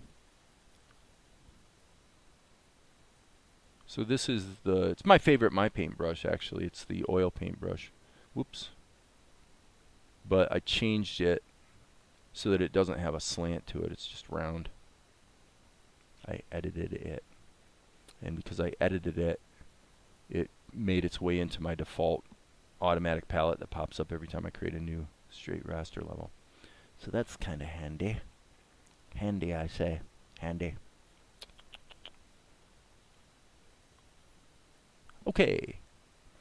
He left U.S. civilians in Afghanistan and then lost the lives of good Marines trying to get them back, as well as disrespectful when they brought the Marines back. Okay. So Smog clearly has a very, very strong opinion about quite a few things, actually, but certainly about Afghanistan and about Joe Biden. So it sounds like probably Smog and JP have similar views on some things, I imagine. Max seems to have a more measured view of those same things. It's all good. It's all good.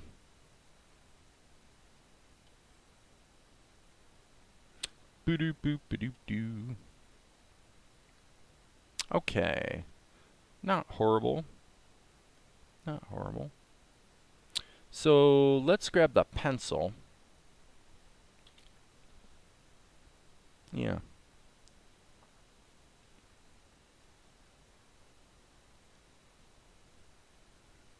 Yeah, I don't mind when people get, opinionated. But I never take Just because somebody is strong in their presentation, that doesn't lend any credence to their argument for me. What, baby? What do you mean? Say that again? Oh, very good. Val hit 160 pages on the novel she's writing. So she's spanking right along. Doing a great job, as far as I can tell. I literally mean this. I would consider Valerie to be the most talented natural writer I've ever personally encountered. I do. Oh yeah, I've had lots of people send me screenplays and talk to me about, critique their novel, and I've had very close friends that have published novels just in the last year. I mean, two people fairly close to me have published books. And Val freaked me out, man, when I started looking at what she was writing. I'm like, "Oh my god, girl, seriously." Good stuff. So I'm not just saying that 'cause I love her. Because if it wasn't true, I wouldn't say it.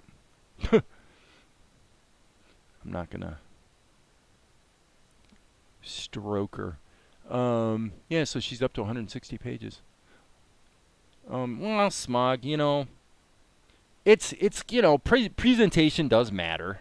I mean, obviously, some people are going to be not necessarily respond well if you're too strong in your presentation. All you do is, you get it's kind of like what we talked about this morning. You get a really quick ego benefit, especially if people back off, because then you think you've made you might think, you could think that you've made your case and that you've won them over, and you told them how it is, when actually they just don't really care to deal with you, and so they just ignore you. That's what most people will do, is they'll just pretend. They're like, okay, whatever, and then they'll just go on their merry way because they just don't want to get into an argument for no good reason. And frankly, some people have the maturity to realize that they're actually not that well informed, and that they aren't really equipped to make a good argument, even though they kind of tend to feel a certain way about the issue, right? So all these forces are in play all the time. Let's see here. I think let's go for kind of a little bit of a book leather kind of thing going on here. So yeah, Maria. I think Maria said that. Yes. I'll pass on your congratulations to her. No, she's pretty excited about it. I don't know if I mean, she's got pretty high standards, so I don't know if she actually cared, that much to discover that I thought she was doing a good job, to be honest with you. I don't even know if that really mattered that much to her, because she knew she was satisfied with what she was doing and that she had done quite a lot of research. So, my opinion doesn't really actually necessarily mean that much. But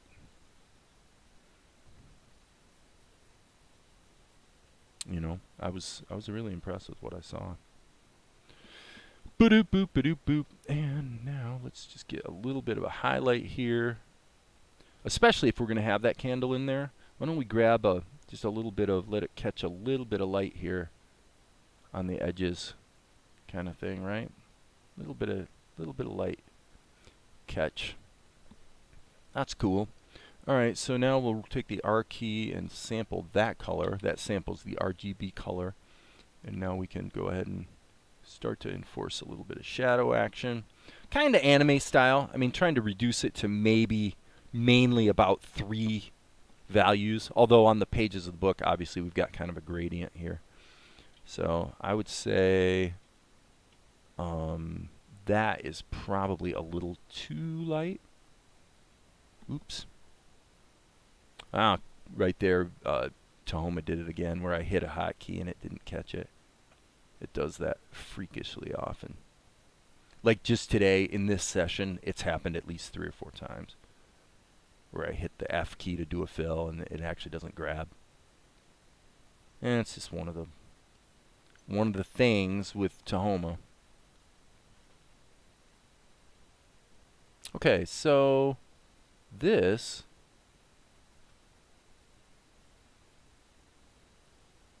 I know what the problem is here. I need to set this to 0 so I can see. Oh, come on, really? Why did it switch to the Why did it switch to the eyedropper, for crying out loud? Okay. Calm down, sir. Calm down. You'll give yourself a coronary or something similar.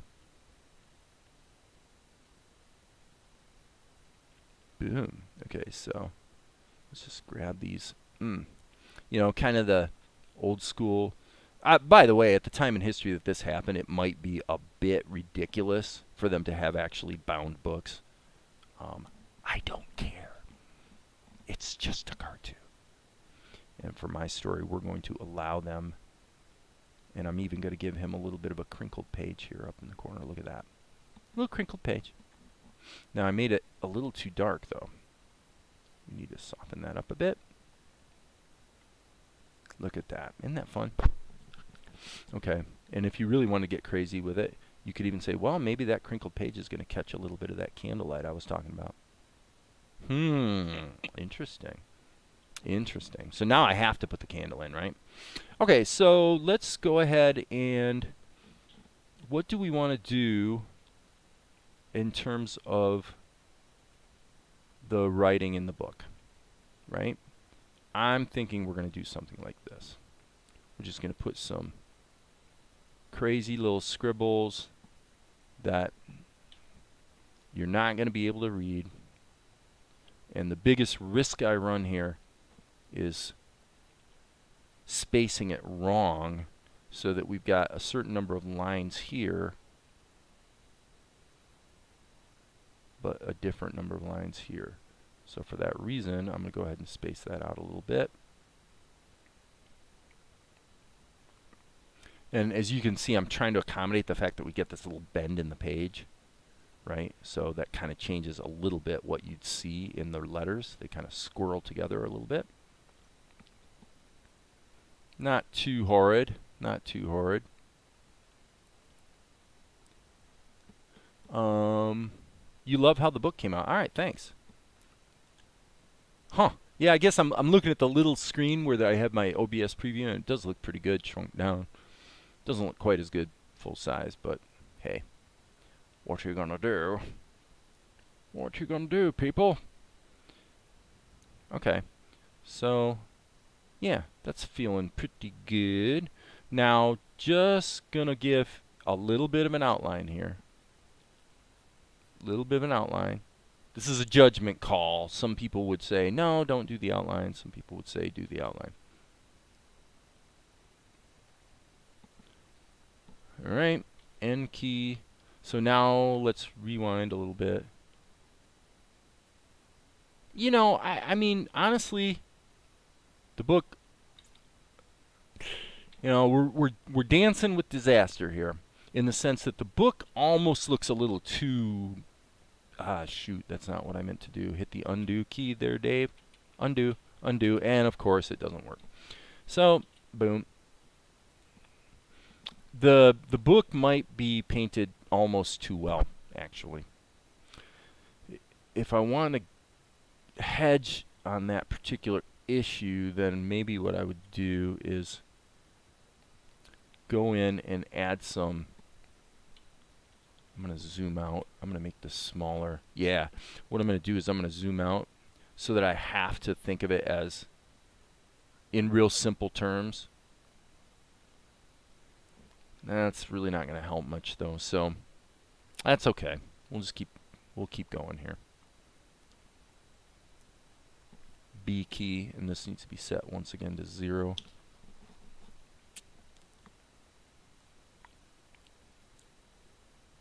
So by just having it smaller on the screen, I can't get in quite as much detail because I can't freaking see it.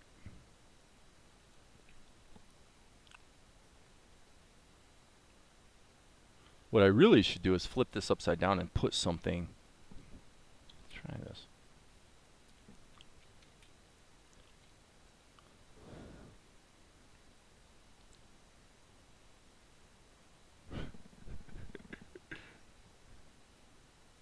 Okay, I'm going to isolate this layer.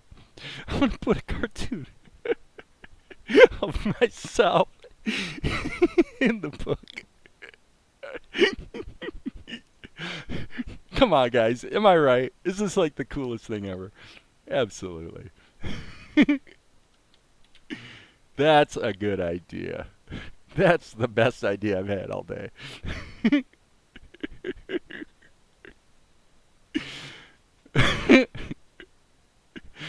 This is the sort of thing that makes me laughing, as my friend Maria used to say when I was a janitor in college.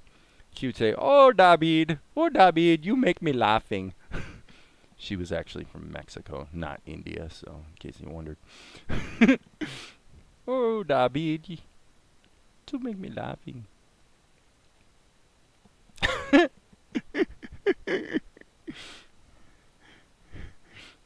In the Muddle Ages. I'm leaving it right where it is. I like it where it is. Okay. So control. So when we... So that's what we're going to actually see. I love it. I think that is too funny. You can just barely see me sneaking in there. Okay, now there's one thing I just noticed. Okay, let me see here. Hold on. Ah, boy, is the background painting isn't scaling. Okay, so that means we actually have a problem. Let's see here. And it's my fault because I did this by scaling this level as opposed to moving the camera. Okay, well, let's just see what happens if we actually parent the background painting. This is, by the way, also one of the problems. It's one of the reasons why I almost never do what I've done in this scene, which is to move the camera in Tahoma. I almost never do that. Usually what I do is, in my editor, I go ahead and just crop it in. I just animate a crop, and that's how I deal with, you know, a slow zoom situation like this. So I'm going to go ahead and parent this to this, and as you can see what that does. Okay, so now we can compensate for that by simply rescaling this back down. Okay, so that's all right. This is one of the things that can complicate an animation situation because you wind up with multiple, sort of multiple iterations of animation all working in concert, and one thing cancels out the next thing, and that sort of thing. So, so I'm doing a couple things here. I want to make this dark again so that when I scale this, I can actually line it up correctly. So there's the corner. It's probably about like that. Yeah, that's pretty close. That's pretty close. Okay, so then we can come back here and turn this sketch level back down, come back up here, and turn this column level back up. Groovy. Groovy, groovy. Now, I should have really painted the table before I painted the book, actually. That was kind of stupid. It did go political, yeah, definitely, for sure. I'm happy to just focus on my art now, but I usually keep politics and stuff far away from art and stuff too taboo. Yeah, you know, I mean, I guess, you know, if somebody brings something up, you know, I have to make a choice whether I'm gonna do something with it. So, it's no big deal. None of it's any big deal, really. Okay, what is a big deal, by the way, is this stupid choice that I made. Ah, there's the problem. Okay, so the problem is that this needs to be made much, much bigger. So I'm actually going to go hog wild with this because I just don't have any idea how big to make it. So I'm going to resize it like the proverbial Dickens. That's a lot. The Dickens is a lot. Okay. Now, presumably, I am going to want to go ahead and paint this out because it's going to be in the, and actually, let me, I'm going to move this downstream to here so that it actually cuts off his arm. So that's really got to be about like that. Now we do have a little bit of a problem that the binding of the book. So what I was trying to say, I didn't say it, is that if I'm using the same painting just scaled, when we zoom out, then obviously we're going to need the painting in there. So at the end of the day, it's all good. It's all good, people. So let's just work with it. Work with it, people. Work with it. So the reason having the book, you know what I'm going to do? Actually, here's what I'm going to do.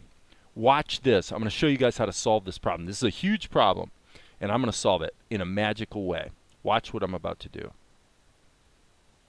I'm just going to take the book and just move it up there. Now, at any time later, I can just clean off this little mess here, clean up around it, and just drag it back into position, and we're good to go. So now I can go back to happily just painting my table. See how smart I can be on Saturdays? That should be 0, and now we're back to paint, paint, paint, paint, paint. So now we're going to have some fun because we get to deal with some wood texture. Right, wood texture, wood texture.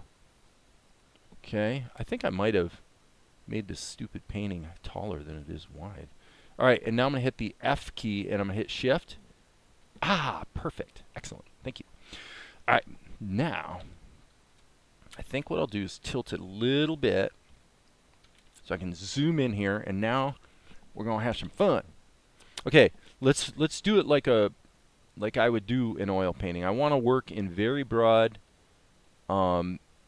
planes of tone at first. And, well, I guess that's that. There's not a lot more to do than that. Okay, so now here's what we're going to do. I'm going to sample this color, and what we want to do is we want to get some nice wood texture. I'm going to run the grain this way. And so what I'm going to do is I'm going to go just a little bit lighter and just a little bit yellower. So I'm just going to move this over here just a smidgen and see how visible that is. And that's pretty visible. But if I don't push too hard, I can kind of work this in. So I'm actually going to make my brush pretty large so that we can really just have these little variations in the tonality. And then I'm going to come back and work back into that again with the brown color as well. Now, it's a little clunky at the edges because if I go over the edge, I'm going to have to trim that back off again, but that's no big deal. That's pretty easy to do. So what we've got to do is we've got to compensate a little bit here for the perspective. And like I said, the easiest way to do this would be to just go like this. Just overlap it. Just don't worry about it. Just overlap. There we go. You'll see this will all make sense here in a little bit. Okay, so if it overlaps a little bit, that's okay. And then all I have to do is take the eraser and just trim right along here like that. See? Easy peasy. So basically that edge we're not worried about that edge. We're not worried about that edge. Okay, so boom, boom, boom. Not horrible, not horrible. Okay, so let's grab this, sample that color again. I want to work a little bit more of this back into it. And you're saying, well, that's, that looks okay. It's not like great or anything. Yep, you're right. Nope. We'll get to great, maybe, if we're lucky. We'll try. Okay, so here we go. Now what I'm going to do, I'm going to roll my canvas a bit again. Now what I'm going to do is I'm going to grab my pencil. And I'm just going to make a few judicious flaws in my wood. Oh, there's a hole. There's a little little rat hole. I don't think I want it to be quite that black. Okay, and there's a divot. Oh, there's a divot right there. A little crack in the wood kind of thing. And whoop, there's one. Whoop, there it goes. Nope, there I made a bad line. Okay, so we're what are we doing here? We're saying, well, you know, this table was constructed of probably slats. Actually, if the truth be known, it's probably not one piece. It could be one piece, but it's probably not. So if it's not one piece, then let's go ahead and give some indication of these slats like that. Okay, so now we want to really sell the slats. How do we sell the slats? Well, all you got to do is just go back up here to a light color like this and just catch the underside of those slats so that they're catching just a little bit of light. Okay? Look at that. Am I right? Am I right? Easy peasy. Boom, baby. Now, I'm not going to factor in a lot of like gradient action and stuff, although I may do a little of that. We'll see. We'll see. If there is actually a candle over here, you know, I don't want to deal with trying to show the reflections from it because now I have to deal with them kind of dancing on the wood. That's a little bit stupid. I don't think that's that important. So maybe catch that highlight right there. Hit the N key and okay, so this is kind of important. We are,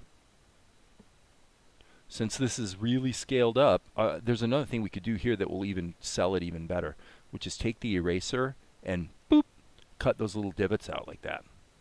That really looks cool. Yep. So this is a table made of slats. That's cool. So easy. You just got to think about the actual three-dimensional construction of it. Like, what is it exactly for real?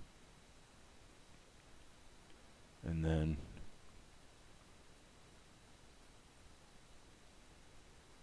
yeah, R key, B key, a little bit of a shadow tone. Little bit of a shadow tone. Boop, boop, boop, boop, boop. Boop, boop, boop, boop, boop. Okay, N key. So it's still a little bit on the cartoony side, so I'm actually thinking it worked out pretty well. I think what I did probably worked. Okay, so our England 77 loves watching me work. Hey, thanks, man. I didn't mean for it to just kind of happen that way. I think you're talking about the politics. It's not a big deal, dude. It's no big deal. It's all good. Dickens would agree with you that he is a lot. I'm not sure what that means. Dude, I still can't believe that you gave up filmmaking. From what I understood, you struck gold there. The more I think about it, the more shocked I am. Well, no, I mean, come on. I told you guys today, I literally told you guys how much money I get each month from the movie. It's really not that much, you know.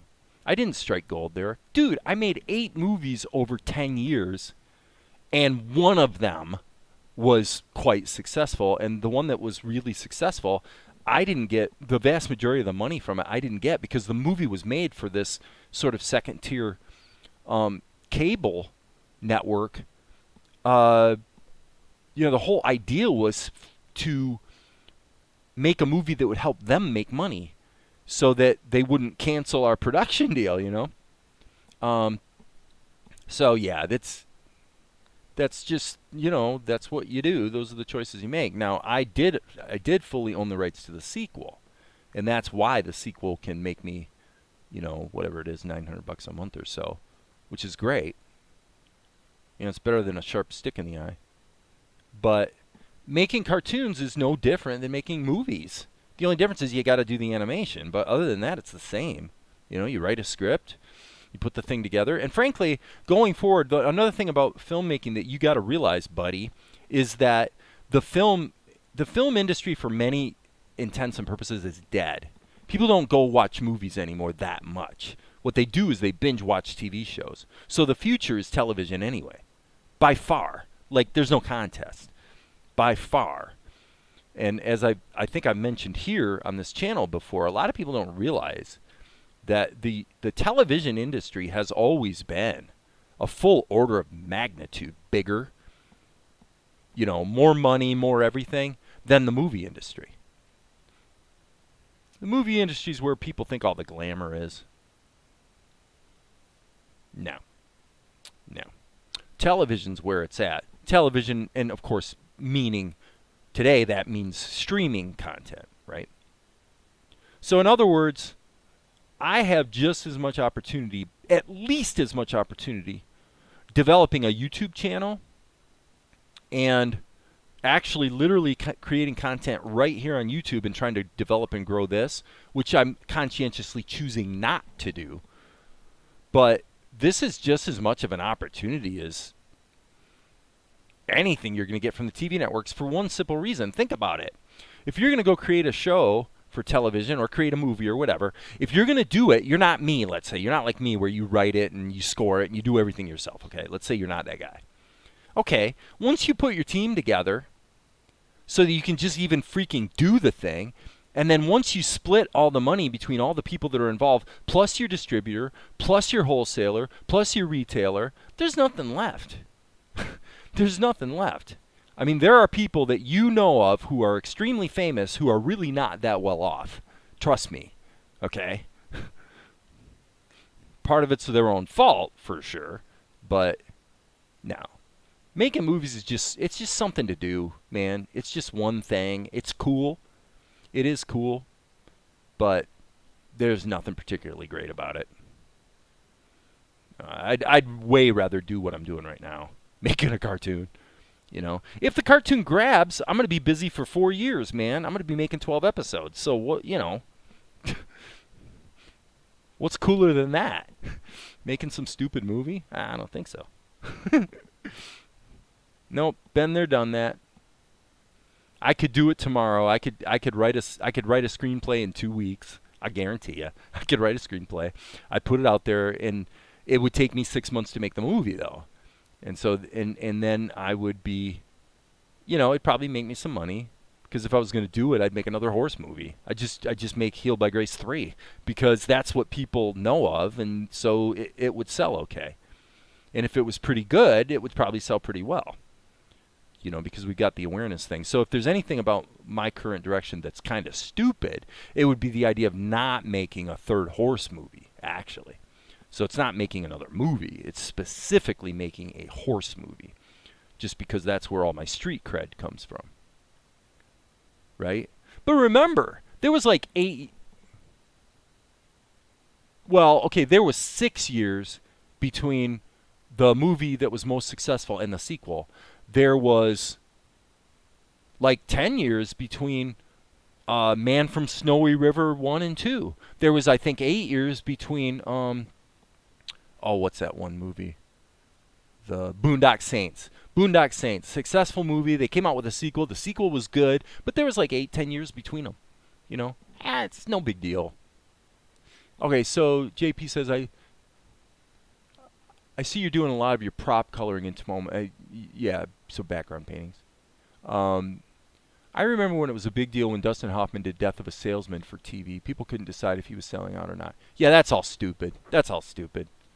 Television, the smart money, the smart people, the smart actors back in the day, back when television was new, they got with the program and they recognized, hey, this is the future, and if my career in film is just okay, if I'm kind of like a mid-tier, not an A-list kind of guy, I definitely would do well to embrace this new thing they're calling television, because I'll probably find a lot more opportunities there. That's what the smart money did.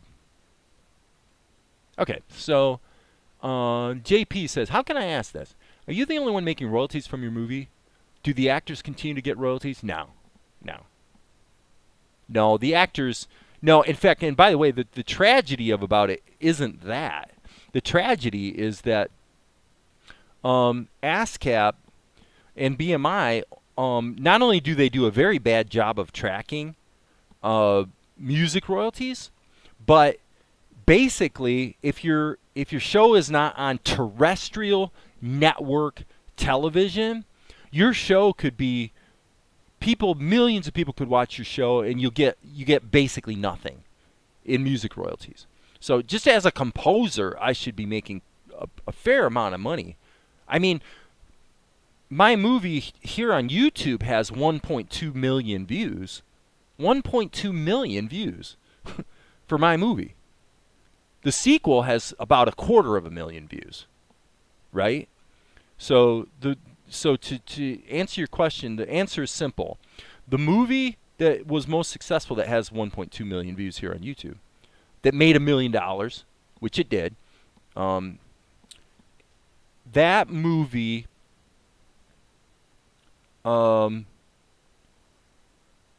I was paid, if you can believe this, I was paid $36,000 to make the movie.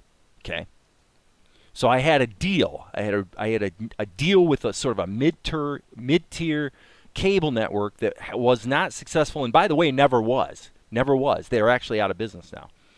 But so I had this deal where they're going to pay me $36,000 per movie. So this was ridiculous. This is like way less than anybody ever has for a budget for anything in Hollywood. I mean, it's nothing, right? And so what I had to do was I had to make the movie and keep the profit. Okay, does that make sense? So I'm getting, well, it wasn't a check. It was 3 checks. It was split 3 ways. But basically, you're getting paid $36,000 to make a movie. Now, you're going to spend 6 months making that movie. You get $36,000, and whatever it costs you to make the movie, you're out that money. That's gone. And there's no other money. There is no other money. Okay? Hence, I looked at it and said, okay, if I'm a guy that wants to make films, this is a great opportunity. I'm going to be sucking it pretty hard for about, for a few years. But if I get some good stuff on the, good shows, good movies on the street, I'll make a little money. And in the meantime, people kind of know who I am, and that'll create other opportunities later. Okay. That's basically what the mindset was. And you know what? That's pretty much what happened. Sort of.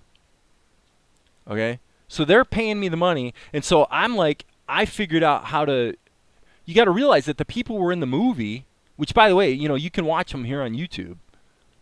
Just go to the Encourage TV YouTube channel and look up Healed by Grace, and you'll find both of my movies. Okay?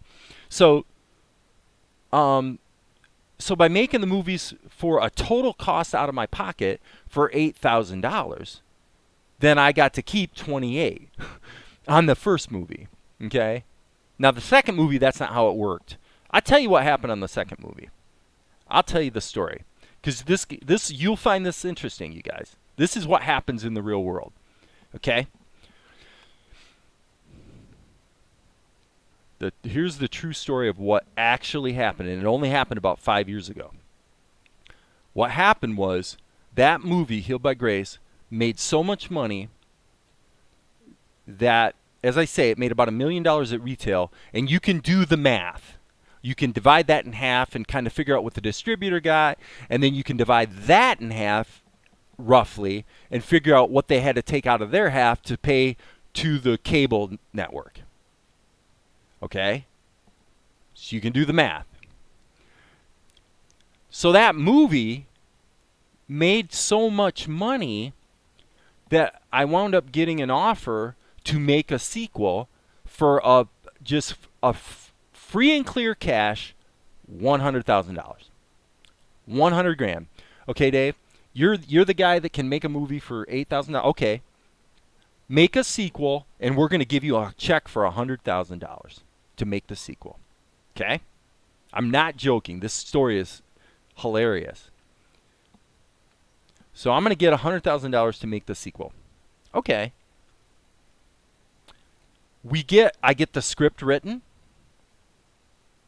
I'm not joking. We literally get to the 11th hour to where I've signed the contract, and they just have to basically send it back to me. Okay? All right?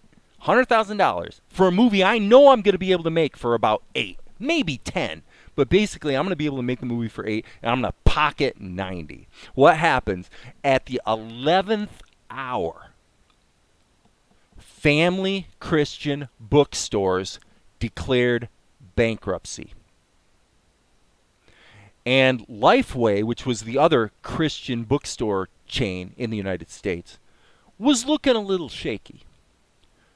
I kid you not. A week before I would have gotten my $100,000 check, they come back to me and they say, you know what? Our money guys want to wait. They're nervous. They want to wait because with this bankruptcy, what that meant was the entire retail marketplace that made the first movie successful is gone. Like overnight, it's gone. And that's what happened. Literally overnight. The entire Christian bookstore industry collapsed. In a matter of a few months, it was gone. The entire climate that led, mothers of 13-year-old girls to go into a Christian bookstore and buy a DVD for their kid, that disappeared overnight. So they wanted to wait. And you know what? I tell you the truth, you guys. They were correct to wait. They were right to make that decision. It was disappointing because I knew that was pretty easy money, and I knew it was going to be a good movie too. I mean, I made the movie ultimately. I basically waited. I think I waited 2 years because I had another movie I was finishing up anyway. So basically, I waited 2 years. I said, you know what? I'm just going to make the movie on my own nickel. I'll spend $8,000 out of my own pocket, and then I own the movie and I get all the royalties. So whatever the movie does, I make all the money, other than splitting it with the distributor. But basically, so if I'm equally successful the second time, then it'll be a big win for me. Well, the result has been exactly what I expected, which is that, of course, it was nowhere near as successful as the first one, because the first one was only successful because of that retail marketplace that just made it, an easy deal. It was so this is just what happens. What are you going to do? It's kind of funny. The distributor who was going to commission the sequel was absolutely right to back out of the deal. As far as I'm concerned, I would have done the same thing. I would have been very nervous. So that's the entertainment industry for you, folks. Stuff happens.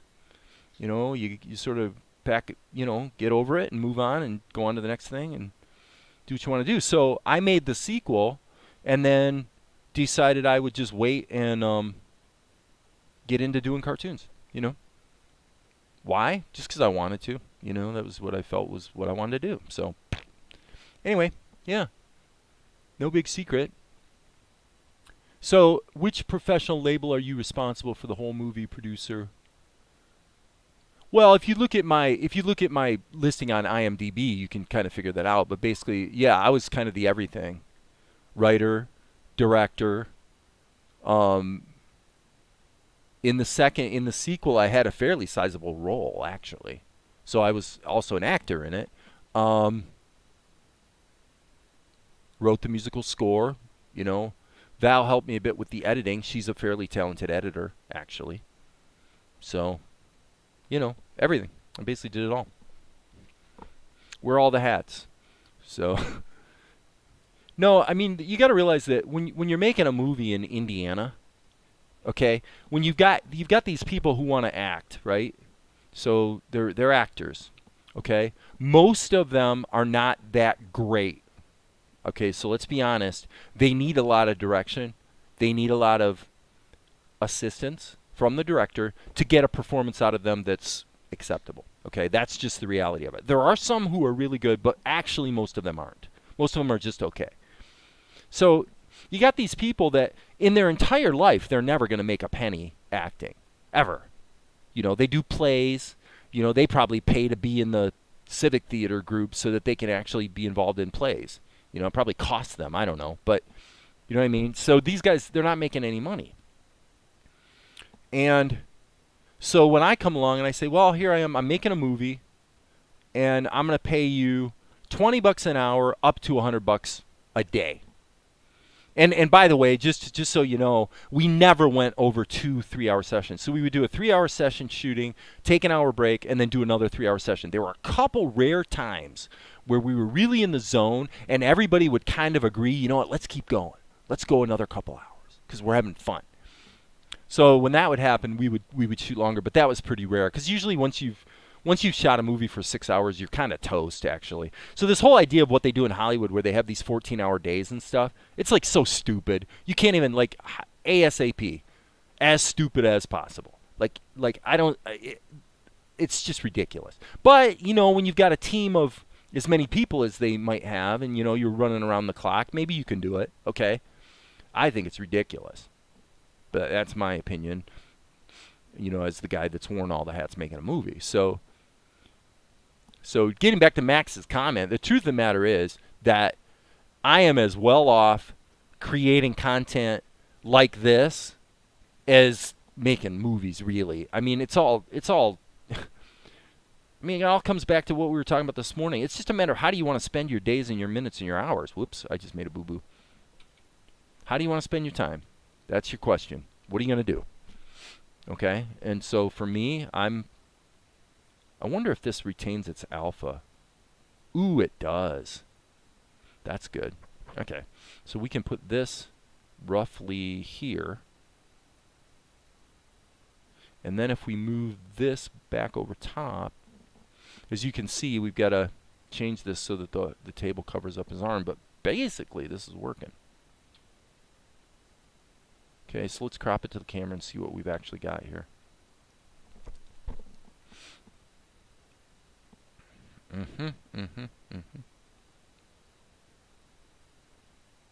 Not bad. I mean, this whole sequence is taking kind of a long time, but then again, it is, what, like 15 seconds long. I mean, this is like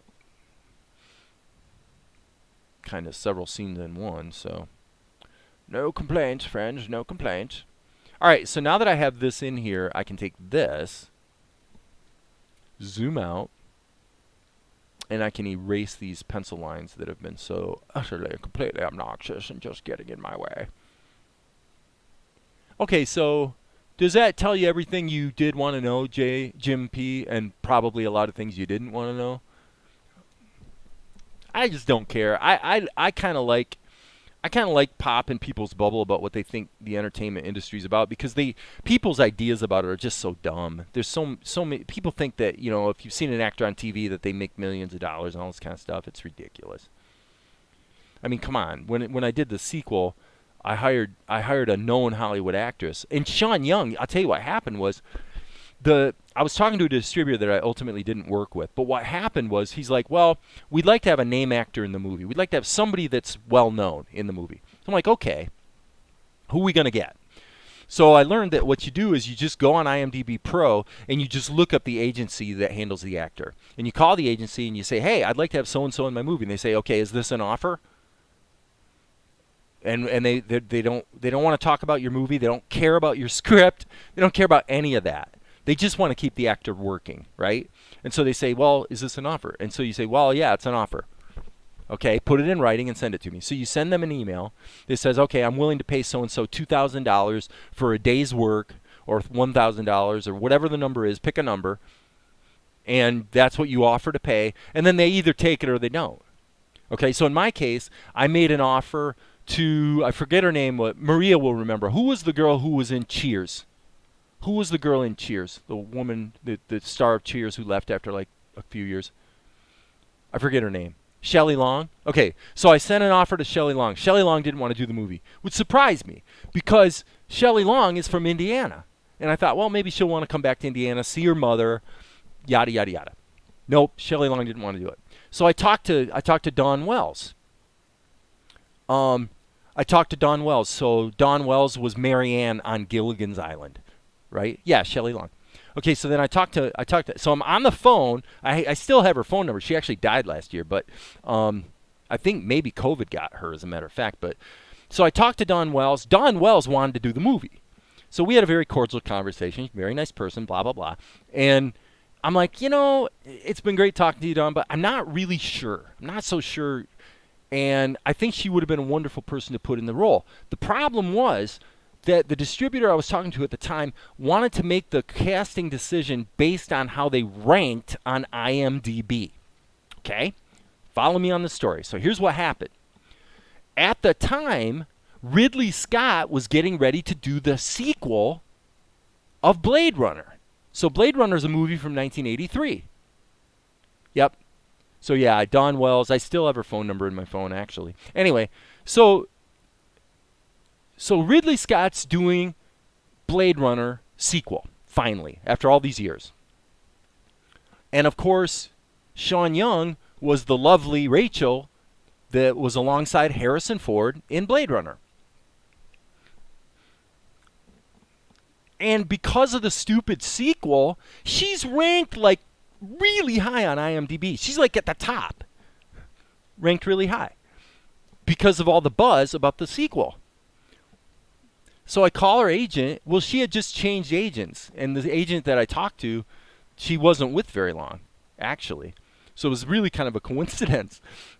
But the way it worked out, I got to grab a picture here out of the archives. So the way it worked out is, you know, I think, you know, I made the offer, what I thought I wanted to pay, and, you know, the agent, sorry about that, guys, you're not seeing what I'm doing. I'm grabbing one of these sort of just backgrounds, and I think this one would be good because it sort of makes the light be coming from the right, which would suggest what the candle's doing. So I'm going to grab this and drag it into Tahoma from the older scene. Okay, so I basically made the offer, and that was that. And they accepted it, and so then, you know, I got to pay her for a day. So I write 4 scenes. I wrote, and it was a really smart move, actually, in terms of the quality of the story and everything, because what the movie was lacking at the time for the girl who was the main character, what was missing in the story was basically Obi-Wan Kenobi. Okay, so we needed a character who was like Obi-Wan Kenobi to be the person who could give this girl some good advice and encourage her a little bit. And so I wrote into the story the idea that this girl kind of, when she's got free time, she kind of sneaks off and goes and visits this tack store where they sell horse stuff, right? So I'm like, okay, I'll just create a character who runs the tack store, and she recognizes, oh, hey, Jesse, hey, guys, you know, are you, you know, your mom know you're here, kind of thing, right? And so I write, and so, you know, you look a little down today. What's wrong? You know, well, my mom won't let me get a horse or whatever the thing was. You know what I mean? So, so I just, okay, that was wrong.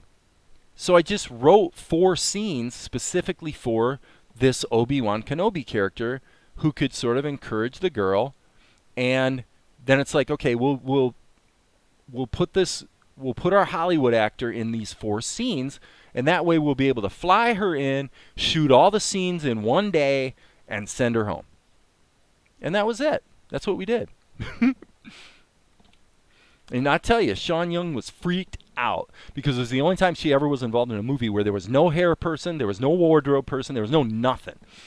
I'm like, nah, girl, trust. And I'm like, don't worry, Mary. Her real name's Mary. I'm like, it'll all be fine. Trust me, it's going to be great. We'll have a good time. And we did, you know. Took a day. We're zipping around to 2 different locations. We shoot 4 scenes all in one day, really fast. And it worked out fine. So there you go. That's what you do. Okay, so now I think we want to scale this up probably. Or do we want to actually scale it down? I think I want something like that. Okay, and then here, I would say probably we're going to extend it. Okay, so we got to get to here. Where's the shot? Where Mel? Okay, so it goes to there. And now this will have to be, we'll take this actually and drag it. So if you just drag the key, it prevails through the whole section prior. So that's good. So now we can take this and move this around and scale it down and actually make it just a plain old background. Something like that. Let's go here so I can see what I'm doing. So, yeah, that was how that all played out. And what I learned was that all the stories that you can hear about Sean Young being hard to work with are all baloney. She was perfectly wonderful to work with. Okay, so YouTube used to pay a lot of money for kids' cartoons. My friend made 1.5 million. That's awesome. That's impressive, man. Then YouTube stopped paying. Now he makes 2K a month. Wow. Yeah, was that because of the COPPA thing? Because of the COPPA rules? So I believe your story about stores going bust. Yeah, it's what happens, man. So it's what happens sometimes. Okay, so now what do we got here? We've got our background painting. Kind of have the same situation here. So we need to drag this down to here and then extend this, I think, down to here. I need more room to see where I need to go to. But it was fun. It was fun. It's fun to, you know, hang out with famous people, you know, for a little while. You know, it's kind of a cool thing.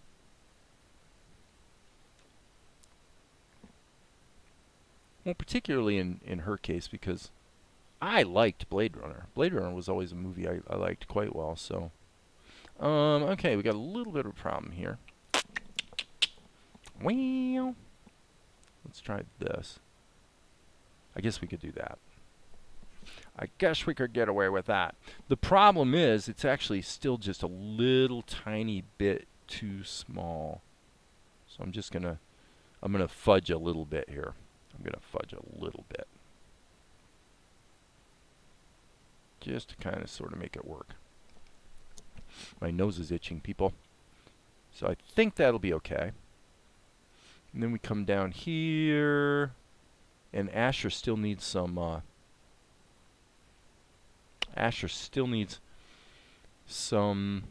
shadows.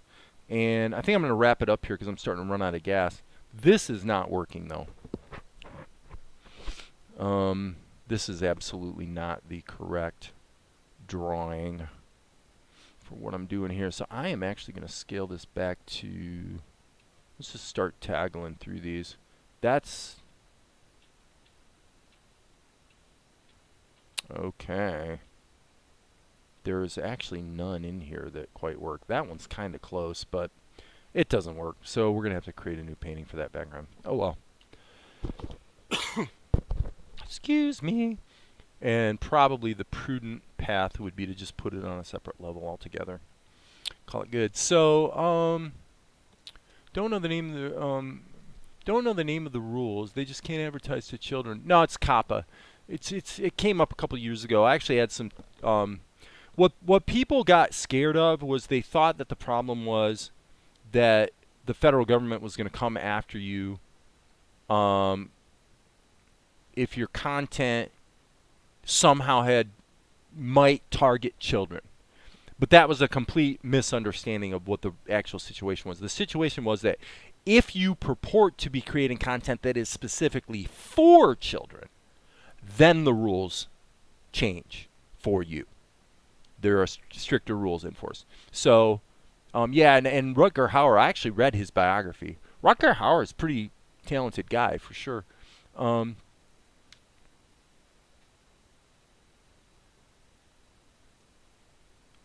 Yeah, so it really changed how they approached content for children. And so now you have YouTube Kids, which is pretty cool, you know, if you're into that sort of thing. Took me a few watches to come around to Blade Runner. The one who caught me right away was Rutger Hauer's character. I fell for him. Absolutely. And the way he played it, that whole monologue at the end that ends with tears in rain, he wrote that. It was not in the script. He wrote it the night before because he felt as an actor there was an opportunity being missed here to humanize his character. The name of the character escapes me. But and so he wrote the monologue, and apparently Ridley was like, let's give it a shot. And he did that monologue, and as far as I'm concerned, that monologue stole the show. It was a really, really powerful, very powerful bit that Rutger Hauer added to Blade Runner. Now, people have lots of opinions about Blade Runner because it's a little bit of a strange movie and it has 2 different endings and blah, blah, blah. But because of the director's cut and things like that. I tend to, like, there are people, like, there was an ending basically where it was, I don't remember now. I haven't seen it in a long, long time, but there's kind of this vagueness over whether it turns out that Rachel actually is a replicant, and there was even some indication that maybe Decker was actually a replicant, right?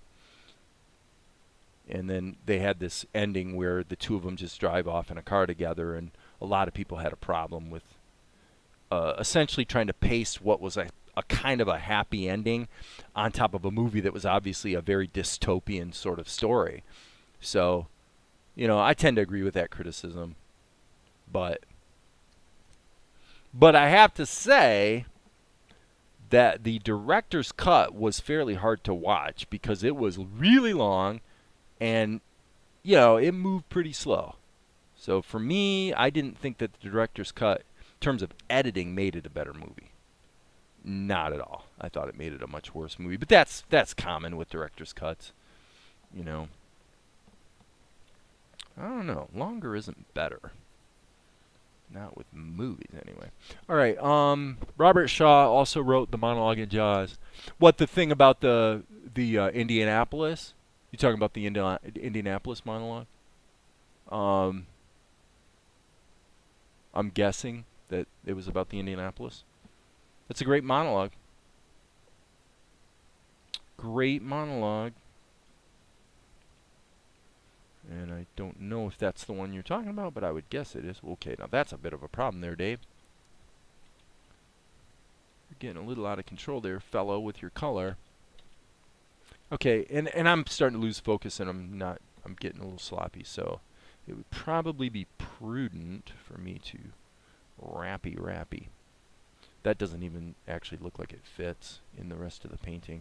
And as I said, because I'm starting to get impatient, I quit. Okay, so we're doing okay here. We're cranking away on this scene. I'm happy with having inserted myself into the book. And okay, yeah. So I figured it was the Indianapolis. Okay, so I have to sign off real. Yeah, me too. So I'm quitting. I'm quitting. You guys have been great. Thanks for hanging out, despite the political timbre of some of the conversation. Glad you guys stick around and keep me company while I'm doing my Truman Show of animation. And as you guys know, as I always say, I promise, there will be